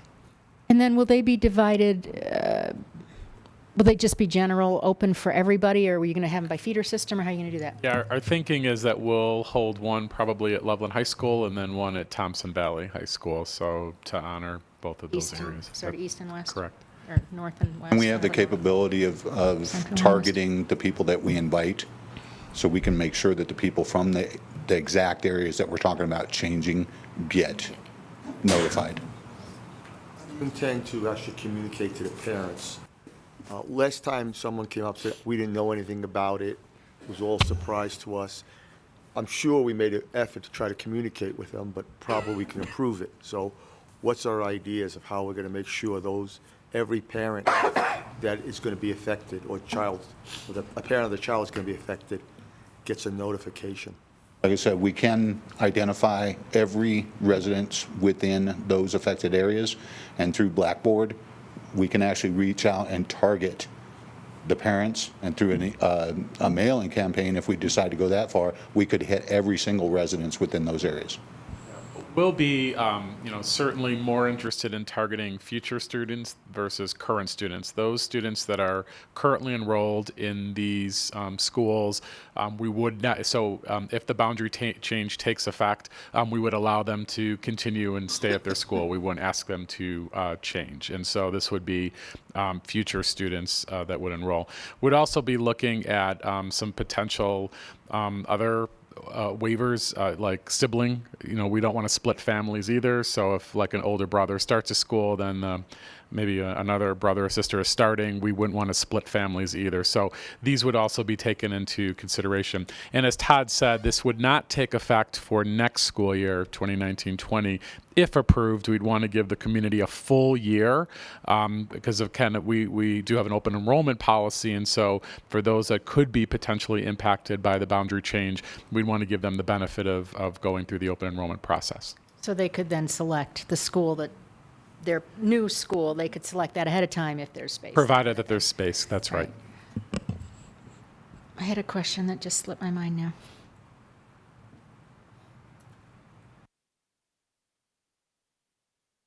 Any other questions? At some point, Skip, I know it's hard with the slides and all that, but it's hard for me to get my head around what these here's the old boundary, here's the new boundary. Is there a way to somehow see that more easily, Yes, ma'am. like a life size? There are all sorts of things that we can do. Well, it's just because it's super tiny there. It's super tiny up there. Are we entertaining questions just on the map or on any of the handouts? Just any of this Okay, right then. now, because there's also anything on this topic, because there's also the projections. You weren't going to go over these Bob, projections, it doesn't or were you? include reading curriculum. I know. I'll take Yeah, questions. not a reading. I'm going Fit in to there let Paul. somehow. I'm going to let Paul go because he looked like he had one, and then Jeff, or no? Paul and then Jeff, and then Just a general question. So in your experience, when you're trying to project out 5 years, how significant are these numbers? Because when you look at them, they get pretty scary in terms of we got the schools way over, and we got some schools that are way under capacity. That, I mean, it's if this was so how serious should we take these numbers at this point, being 5 years out? The median number is actually the closest to what we expect to see. Now we're going to have some big decisions to make. Okay, that's it. But Jeff was next, and then hang on to it, Dave. Jeff, and then Barb, and then I agree with you on the map. Anything you could do to simplify this and give us a better feel on the number of students impacted for each boundary change. And I know you're addressing it, but I want to also repeat what's already been said, how important it is that we make sure we let parents know that we really go overboard on getting the message out there and what's happening. Barb. I think I figured it out. That was easy. Dave? No, I'm fine. Oh, good. Great. Anything else? Okay, so this isn't going to be something that we're going to be looking at acting on anytime soon. It's going to, we're going to get input from parents. I'm sure we're going to hear from parents in the community. You'll be drawing some maps, and maybe it would be helpful for those of us who can't figure it out from these maps if we went to the parent meetings, because I'm sure you'll have. All right. We will get the email about the parent meetings too, right? Thanks. And how soon would you like to see easier maps? Just whenever you have them ready for, for public consumption. I'm assuming you're going to have something like that when you do these public forums, so that's soon enough for me. Okay? All right, thank you. Boundary changes. 6.4, Thompson School District delayed start schedule consideration. Dr. Siebers. I look surprised that I was up here. I didn't think that was your ball of wax, but I guess it is. Madam President, School Board, Dr. Schaefer, Bill Siebers, Chief Human Resources Officer of this amazing district. So what you have in front of you, first I want to kind of go back. So I've been in the district for an extremely long time, and we've never had a delayed start. For snow. So, I think we need to clarify that this is for snow. Yes, Because for it doesn't snow say reasons. that anywhere, or inclement weather. For inclement weather. So what I want to do before getting into this, kind of the change of the policy that we have in place, on our website, basically I'll just read it. The superintendent may announce a late start schedule for the opening of schools if weather or other emergency conditions are severe but not serious enough to close school. If a decision is made to start schools late, it will be announced no later than 5:30. A late start means that all bus routes and school starting times will be delayed 90 minutes. And then it defines all bus routes will run as usual, only 90 minutes later. All school start times will be delayed 90 minutes. Our morning, kindergarten, and preschool programs will begin 90 minutes later than usual. When the district is on a late start, all schools will be dismissed at normal times, and after-school bus routes will run in normal order and at the normal times. So this has been on our website for a long time, and this has been in place for a long time. So basically what we're doing is we are looking at the delayed start for inclement weather, adding 2 hours. So this is consistent with other districts. For example, Putter's on a 2-hour delayed start that they have in their procedure. St. Vrain has a 2.5-hour delayed start. So all we're doing is extending the delayed start to 2 hours. The format that you have in front of you is just a communication to parents, just explaining it and seeing it in a different format. So if they want a communication, here's where they get the communication. Start times, families will add 2 hours to the start of the school day, including adding 2 hours to morning bus pickup times, morning programs, and school start times at every level. So basically what we did was when there was inclement weather last week, I believe, there are some school districts that had a delayed start, and then giving us an option of our delayed start, even though we have it in policy, on our website. I'm not sure schools will be prepared on what that looks like. So all we're doing is just communicating out to schools what that looks like, having principals build a schedule if there was a delayed start that, the elementary starts at 10 o'clock, middle school starts at 10:45, High Plains starts at 10:20. High school start at 10:30. So then building principals will build a schedule of what that day would look like. And it explains more about kindergarten, early childhood, Base Camp, Ask, and our youth teams, nutrition services, extracurricular activities. And at the bottom, a delayed start protocol will not be utilized on Wednesdays due to district-wide late start day. So on our Wednesdays, we have an hour delayed start there. So in the big picture, this gives the superintendent an opportunity to, make sure our campuses are safe and giving an extended time if we need to remove snow, and make sure it's safe for kids and make sure it's safe for staff. As far as it saves instructional time, instead of just having the option of closing school, that's eight instructional hours that you lose. We have it built in the calendar for 72 hours already. So if you have a delayed start, then you're not losing 8 hours, you're gaining 6 hours there.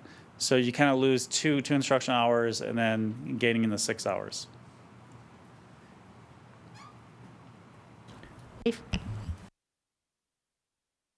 What are the conditions that need to exist so that you delay the school instead of closing the school for the day? I don't understand exactly what it is you accomplish. So it's all around safety. And so we'll take several weeks ago, the temperature was sub-zero. And so there's a decision to make as students go out early in the morning. We have many kids that walk to school. We have a number of bus riders. At some point, the temperature is deemed really unsafe. It's really, really cold. So is there some subjectivity? Somewhat. I think what we look at ultimately is student safety. So that's what would be for what would be deemed extreme cold, where maybe delaying 2 hours might allow the temperature to warm up during the day. Snow removal is also a consideration as well. We have no control over when storms hit, but maybe occasionally a storm will hit and then clear by, let's say, 6 a.m., but we have a lot of snow on the ground. The extra 2 hours might allow our grounds crew that opportunity, that time to clear parking lots and sidewalks so that it's safe. These decisions are made in consult with our operations team. We work closely with our cities, our city of Loveland and Berthoud. So we are in coordination. Superintendents are in coordination, so we're all texting each other. Certainly the night before, we're trying to coordinate. My concern, again, is around safety, and that's 360 degrees. It's our employee safety, it's our student safety, it's our parent safety. Are the roads safe? Because I have to rely on the teams of our drivers, which are our operations team. Sometimes are out at 2, 3 in the morning driving the streets, and then we get the yay or nay, like are the streets safe? And so my decision then is based on recommendations from my team, and based on that, we would make the decision either to do a 2-hour delayed start or we'll just cancel school altogether. These would be extreme weather conditions. I get a lot of feedback from especially our students when I don't call a snow day. They are more anxious sometimes than I am. But again, the decision point for me is around safety. Thank you. So first I was going to maybe add on to the Dave's question of, so getting some instructional time in. Sometimes the only meal some of our kids are going to get is the meals they get at school, and so if there's any way to still have school so kids aren't home alone and all those sorts of things, that's better than closing school all day long, as long as it's safe. My question was really around staff and stuff too. In general, does staff come in 2 hours late too, or do they come in early, or is it depending what the cause of the delayed start is? So what we do for the schools, we would also do for staff as well. So if I call a snow day, we don't want anyone reporting. It's essential personnel would be expected to come, but that would be just what's deemed as it's a very small group. So the delayed start would also apply to our employees as well, because safety applies to them. So if the roads are slick or dangerous, we don't want our employees out on the road or in our parking lots. So yes, it would apply.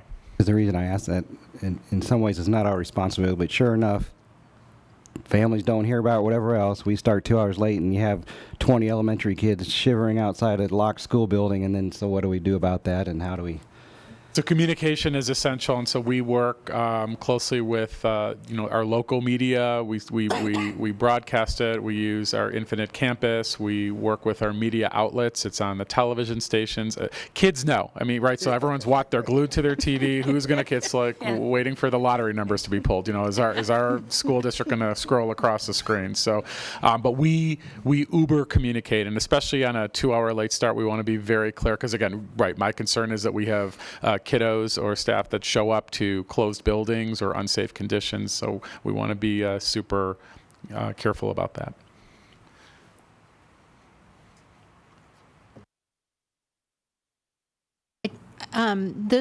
What you presented to us here, is this what's going to be on the website, or?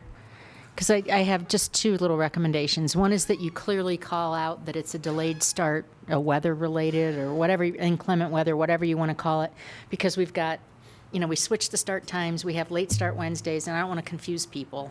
Right. And then I had to read it twice to make sure that kids get out at the same time. So that needs to that needs to be clear that the end of the day doesn't change. Right, we would, exactly. So we can make that clear, and then I would just also clarify that it would be for weather or emergency. Emergency, kind of, just emergency, whatever you want to do, yeah. I had to read the part that says start time, and I had to read it over 2 or 3 times to figure out exactly what you were telling me. Where it says families. Families will add 2 hours to the start of the school day, and so I'm in my mind. So I don't know if there's a better way to clarify that, but it kind of threw me off.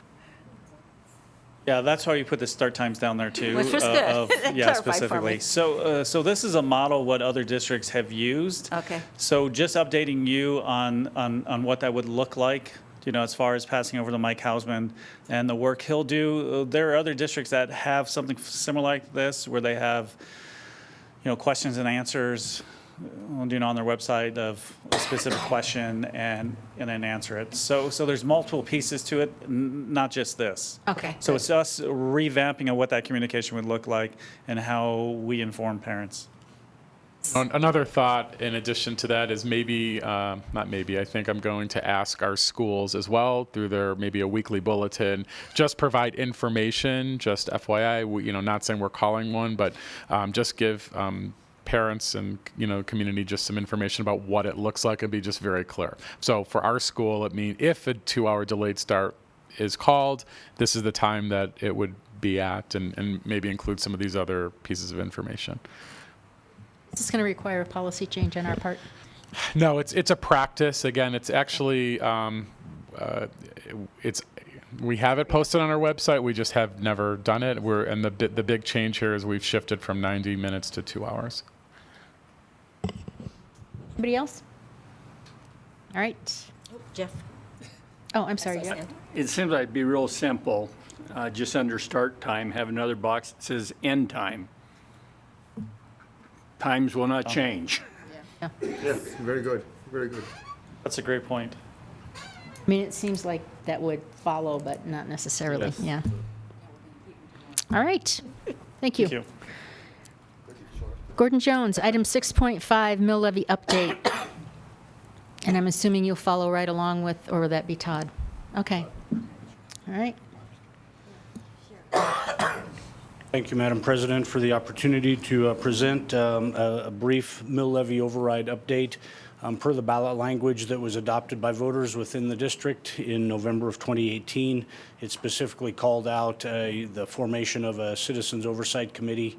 In the case of the MLO, that's the CMAC, which is the Citizens Mill Levy Override Audit Committee, CMAC. So the opportunity I'll take tonight is just to update you briefly on some of the happenings of the committee and where it stands right now. So first, we have had 2 meetings so far of the CMAC.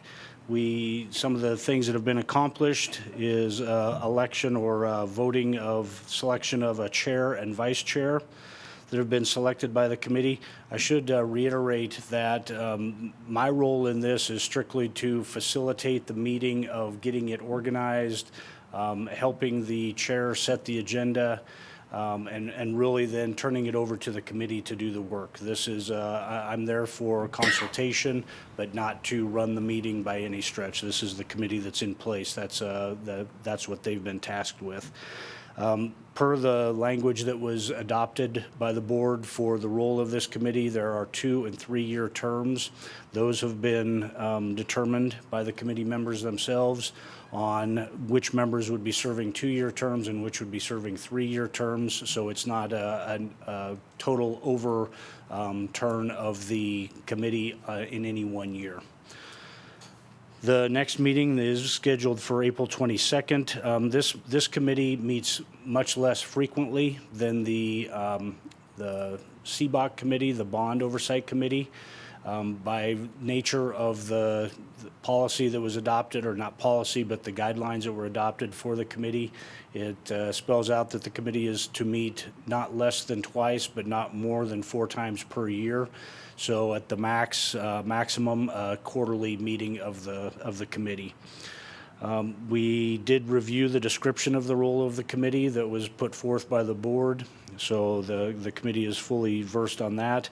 And the specific ballot language of the MLO was also reviewed with very good questions by the committee about exactly what each, almost sentence by sentence, what the meaning of the ballot question meant. And earlier this evening, there are 16 members on the committee. 1 member that was originally selected has resigned his seat, so the replacement was selected by the board this evening, or confirmed by the board this evening.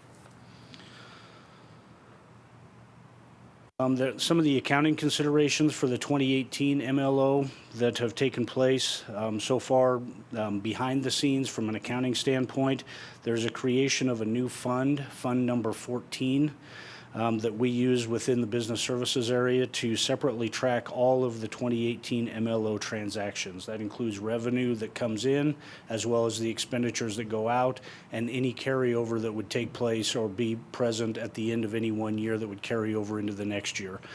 This is very important from a transparency standpoint. These funds are not commingled anywhere else. Fund 14 is a sub-fund of our general fund, but is absolutely tracked separately, just as the 2 existing MLOs, the ones that were adopted in 1999 and the other in 2006.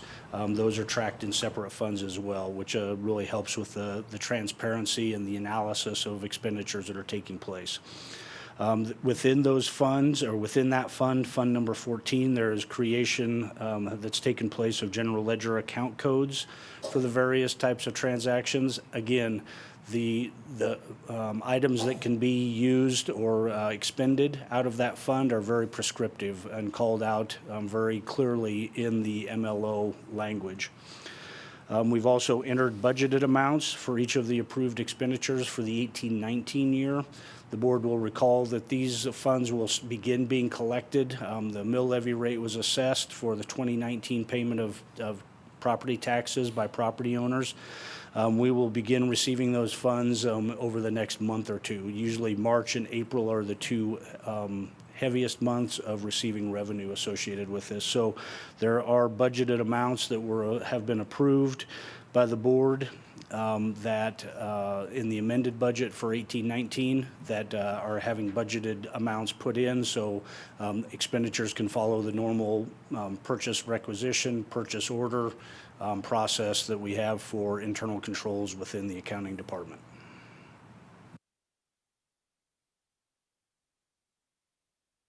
Referring to those approved uses of the funds so far in 2018-19, the board will recall in January of this year, the amended budget that was adopted. These are the primary items that were determined to be covered by proceeds in the 18-19 year. Coverage of the originally budgeted use of 2018-19 fund reserves. So the board will recall there was the original budget had a $4.9 million use of reserves. So the first use of these funds is to satisfy that obligation to get to a balanced budget, if you will, from the general fund perspective. Second item that was included in 18-19 is the expansion of the school resource officer program. those resource officers, the additional resource officers for expansion, to have a dedicated officer in each of our secondary schools, so in each of our middle schools and each of our high schools, has taken place. You've heard earlier this evening about the curriculum adoption from an elementary literacy standpoint. Also part of that is, of the curriculum adoption program, is the middle school math curriculum that will have more information coming forward, but is well underway as well. And then technology updates and upgrades. You can see the list of items. I won't read those individually, but it's a fairly extensive list. I'll defer to Dr. Kuhn, but I would say an aggressive list, but a much needed and much welcome use of funds that are being put to use right away, that the taxpayers in the community have given the district permission to use. So that's an important consideration from a technology standpoint that not only help in the day-to-day lives right now, but also help set the platform for further expansion, further items that are planned in the future. And then the last item is the pro rata share of the MLO proceeds to the charter schools, as called for in the ballot question as well.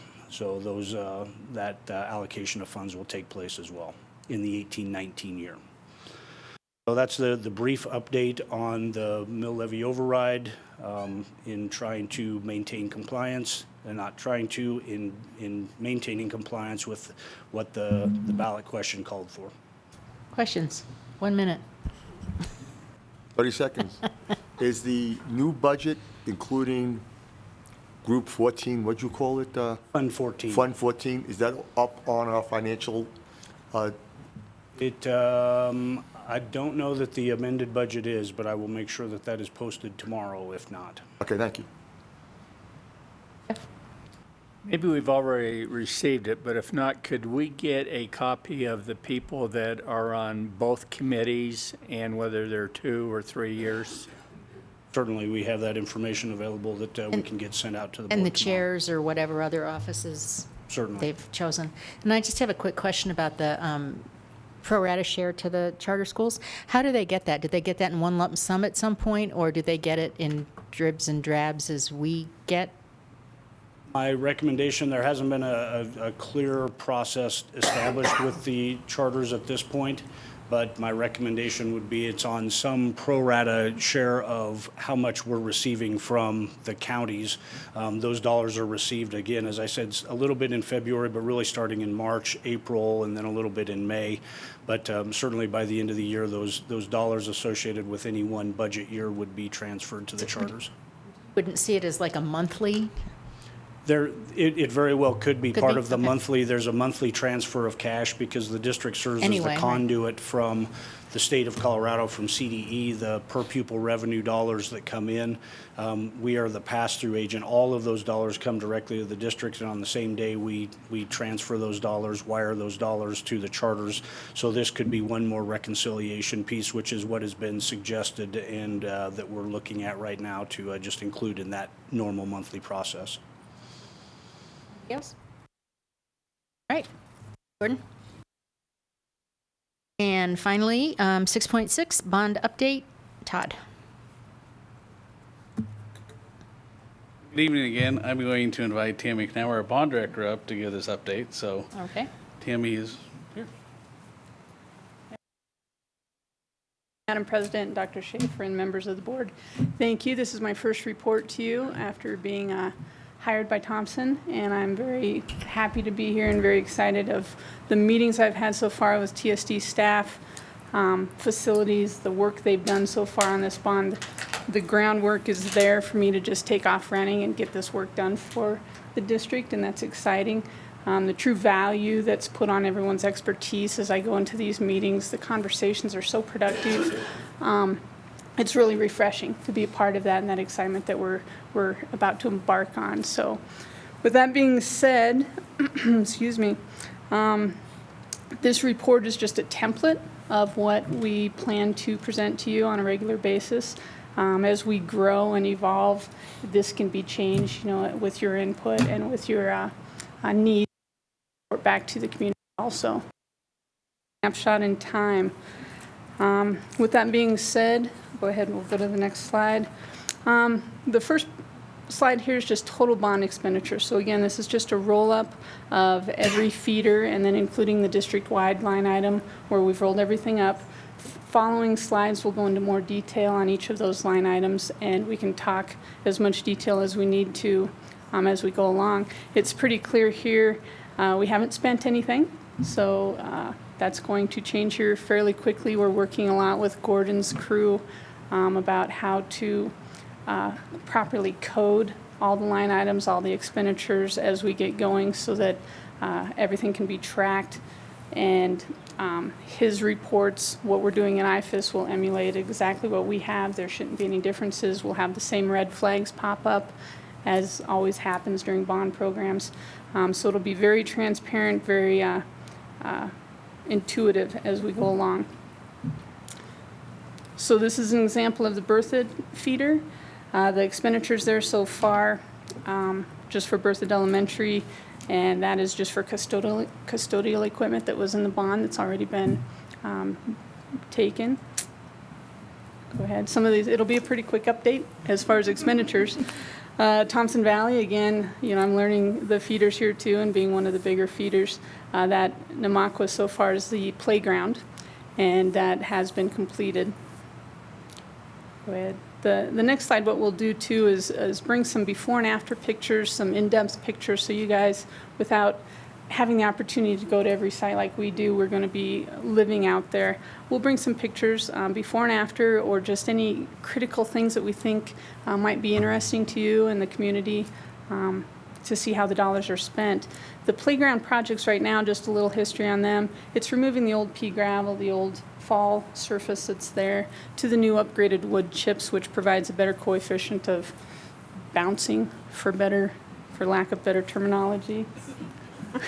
I'm not known for my, let's just say for safety reasons.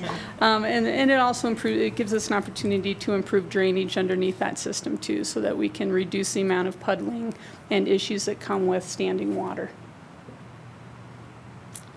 Here's the Mountain View High School feeder, and same thing there, the Mary Blair expenditures for playground improvements. Mountain View is also for custodial equipment. And then a little bit of expenditure already at the new pre-K-8 would be for ground engineering. They went in and did some soils testing. We need that done so that the structural engineers can proceed with their work of how to make the structure land on that site and stay on that site. And again, here's just a few pictures from that feeder system, and that's the Mary Blair. We work kind of like the post office, rain, sleet, snow, and that was finished by one of my project managers that I stole from facilities, Zach Chambers, and they're out there no matter what the weather trying to get this work done so that education can happen. Loveland High School feeders, those two expenditures are also for playgrounds. One thing I didn't hit on at the beginning also is the original bond budget. Those numbers are for construction, and they're pulled again right off spreadsheets and information that feed off each other.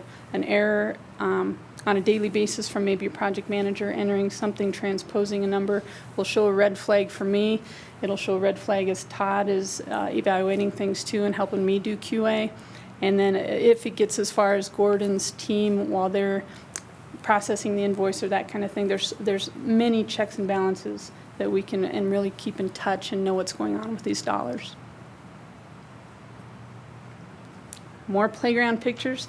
My team, we like to include kiddos if it's training or inclusion or going out into the schools and describing to students and staff the details of the projects. That's part of the fun that we have. Working with engineers and architects can be very dry. So when we get a chance to go out and actually talk to staff that's going to be living in these facilities and students that have that excitement of what's going on, that's where we have a little bit of fun too. So we'll include kiddos as able. So then the district-wide projects, you can see how they're listed. Charter schools is included. I know the legal team is currently working on how to expend those funds and work with the charter schools to make sure they get the use of their funds as they seem or deem fit.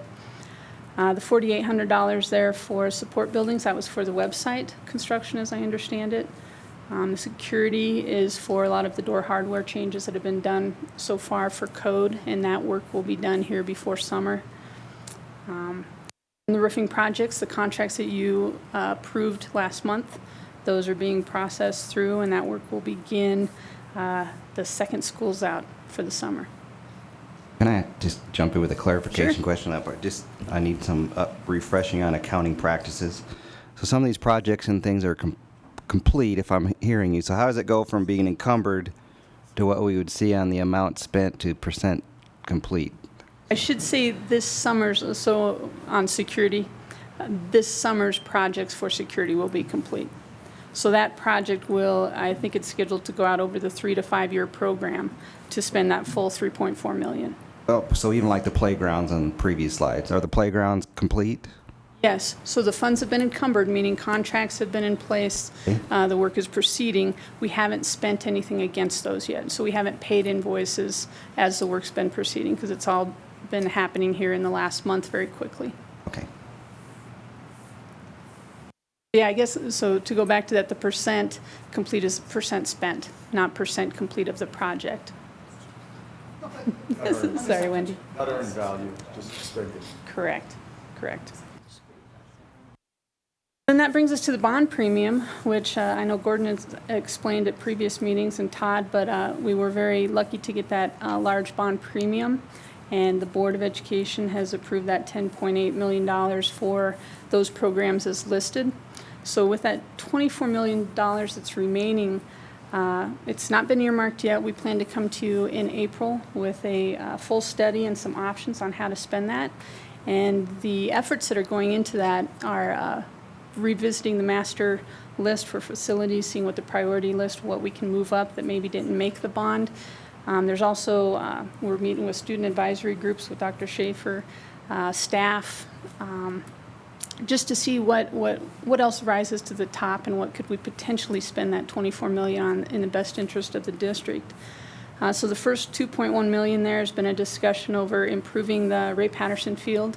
It could mean bleachers, lighting, redoing the track and field to better fit soccer, to fit all the activities that need to fit on that field.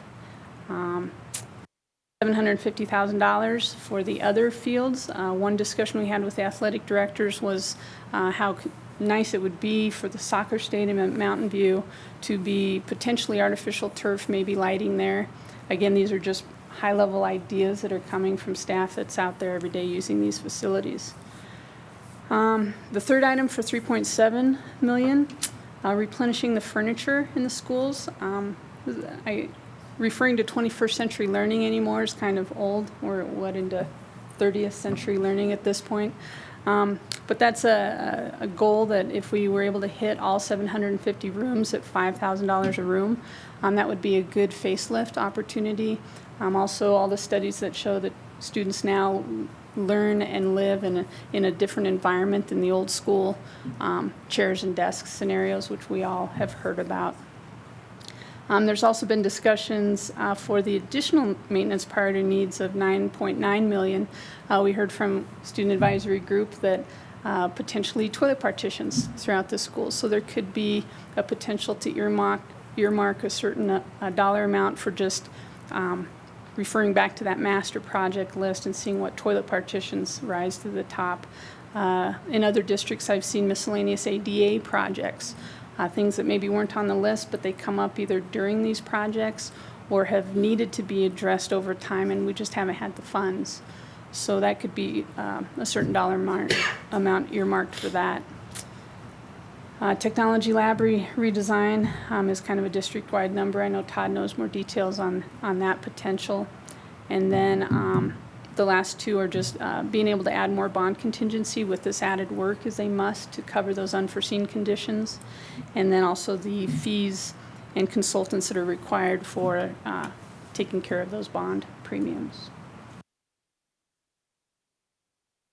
Then we're also working on the educational specifications, not just for that new pre-K-8 facility, but to guide the decisions and the work of the district across the district for equity reasons, and again to address how children learn, what's the delivery method for teachers at this day and age.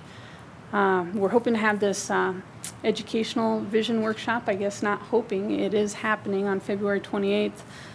We've invited there will be some students there, but there's staff from every school in the district invited. Our architects will be leading that effort, facilitating. It's a hands-on workshop. It's a really exciting day.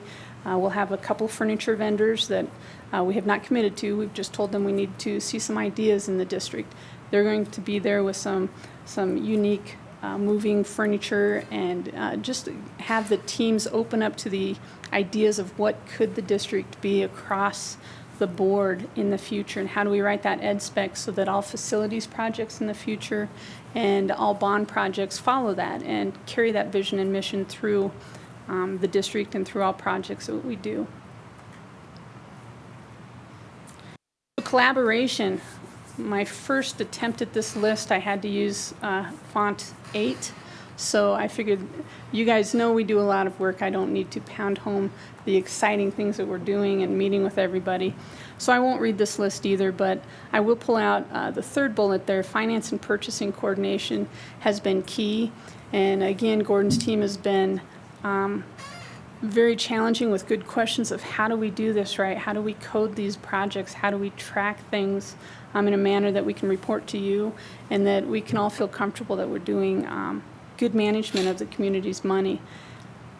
We plan to issue some flow charts and some bulleted type list of how a process works, from entering a PO to processing an invoice, again going through multiple levels of quality control through me, through Todd, and through some of Gordon's team too as we process the dollars here. The other one would be the Bond Advisory Committee and the CBOC meetings, the Construction Bond Oversight Committee. Similar to Gordon's update on the Mill Oversight Committee, we've had 2 meetings, and the committee has been or has named vice chair, tasked with reporting to the board. Also, we're going to work with the chair, which is Terrace. The old mayor all of know him. Loveland. Yeah, I we knew know him, but I did not know his last name. So he is the chair, so he's excited to dig in with Todd and I as we formulate what the meeting minutes will look like, what the reporting mechanism is, and what information you would want from that committee also. We plan to dive into every line item with that group and make sure they're aware of everything we're doing. So it's another good step of QA. To be totally transparent and have the influence of multiple people as we spend these bond dollars. Bond Advisory Committee is, we meet every other week with Dr. Schaefer, Mike, Gordon, and facilities, Kristen and Todd, and really talk over, and Dawn, Dawn. And we talk over the bond also, and what high-level planning can we do between DAG committees and other oversight committees, community outreach, that kind of thing. So again, just another level of really including a lot of people. Had project kickoff meetings on the 3 big projects for this year too. The new elementary or pre-K 8, the CTE in Ferguson project, and then the early childhood program. And those architects are digging in quick. They know those are critical schedules, especially to try to get open for school this fall, being the first summer of the bond. Between financial coordination and just internal processes with a new bond team and working with facilities, it's going to be a crazy summer, but we can do it, and it adds to the excitement a little bit. Sure. I know today we approved the contract for World Architects for the new K through 8. I wasn't aware we approved an architect for the 2 other schools, the rehab of Stansbury and. Have not yet. Those architects, what they do is they work off a notice of intent. Okay, that's good So enough. we did go through a selection process just like Wold. There was an interview and a committee They're selected working them. at risk. Yes, and those contracts will be presented to the board. A low risk, a small amount of risk. Yes, okay, that's fine. Follow policy. So then the following critical meetings are community outreach. We have some scheduled for the first week in March. Again, once those architects' contracts are approved and they can formally get going, we've got some tentative dates for those. And then the design advisory groups. Mike's worked hard to get a questionnaire out just this week to really stir up some interest in those design advisory groups. And we really want to sell that as it's being a part of a group with the architects, the staff, the students, the engineers, facilities at the entry level, and to really influence again what the district is going to look like in these new schools and these projects. We're really hoping to drum up some interest. We didn't get the initial interest that we were hoping a week ago. So any questions about what those committees, how important they are to what we open that word out. I'd love to have so many people we have.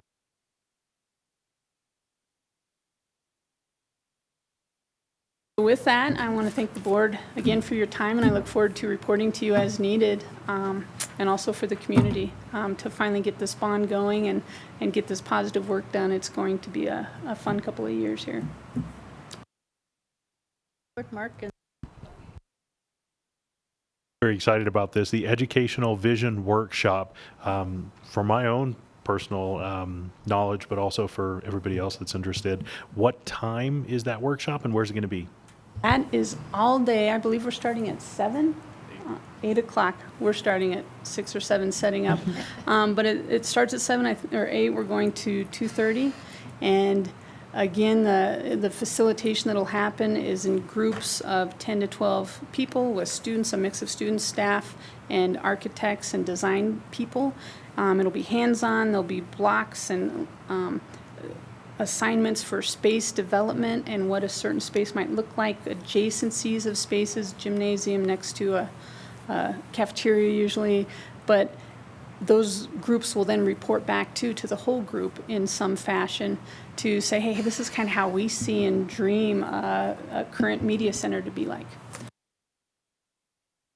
Science lab. Really fun process. And where's it going to be? Thompson Valley. Oh. Thompson Valley High School?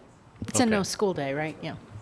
And kudos to Thompson Valley. They really worked with us because that's also a conference day and moving furniture around, and we're getting out of their way just in time for them to set up and continue their conferences. So they've been great to work with. Barb, did you? That was what I wanted to know. Okay. Where?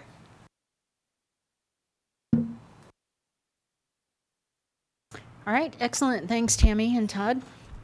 Appreciate it.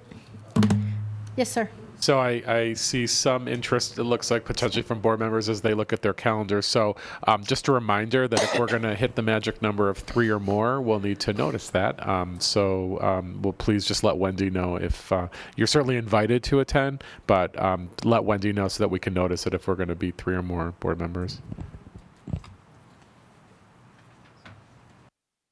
Okay, that brings us to the end of the regular agenda. There are 2 written reports, Families Partnering in Education and Monthly Financial Update. And then item 8, future agenda items and requests for information. I just want to call your attention to sort of the calendar from here. There is a study session tomorrow, 2/21, 5 o'clock in some room. I think 128. 128, scheduled from 5 to 8. On 3/27, there's a joint meeting with Loveland City Council. I believe that's a 6 p.m. I think we're hosting. Has that been? That was my request, that it's our turn to host. By Thompson Valley. And we will have catering provided by Thompson Valley, and so we will host city council members here. And then we have scheduled, again, it backs up to that, but our regularly scheduled study session for March 28th. Dr. Schaefer will not be here for that one. He will be out of town. But we have agenda items that needed to be covered, and I just wanted to make sure that we were okay with that. Since they're back-to-back like that, it is a scheduled meeting. You probably all have it on your calendar anyway, but I just wanted to make sure that we're all good for that. But that'll be a 5 o'clock meeting. Okay. All right. That for the 28th. Yeah. Let me give me a second here, and I'll pull up what we have so far.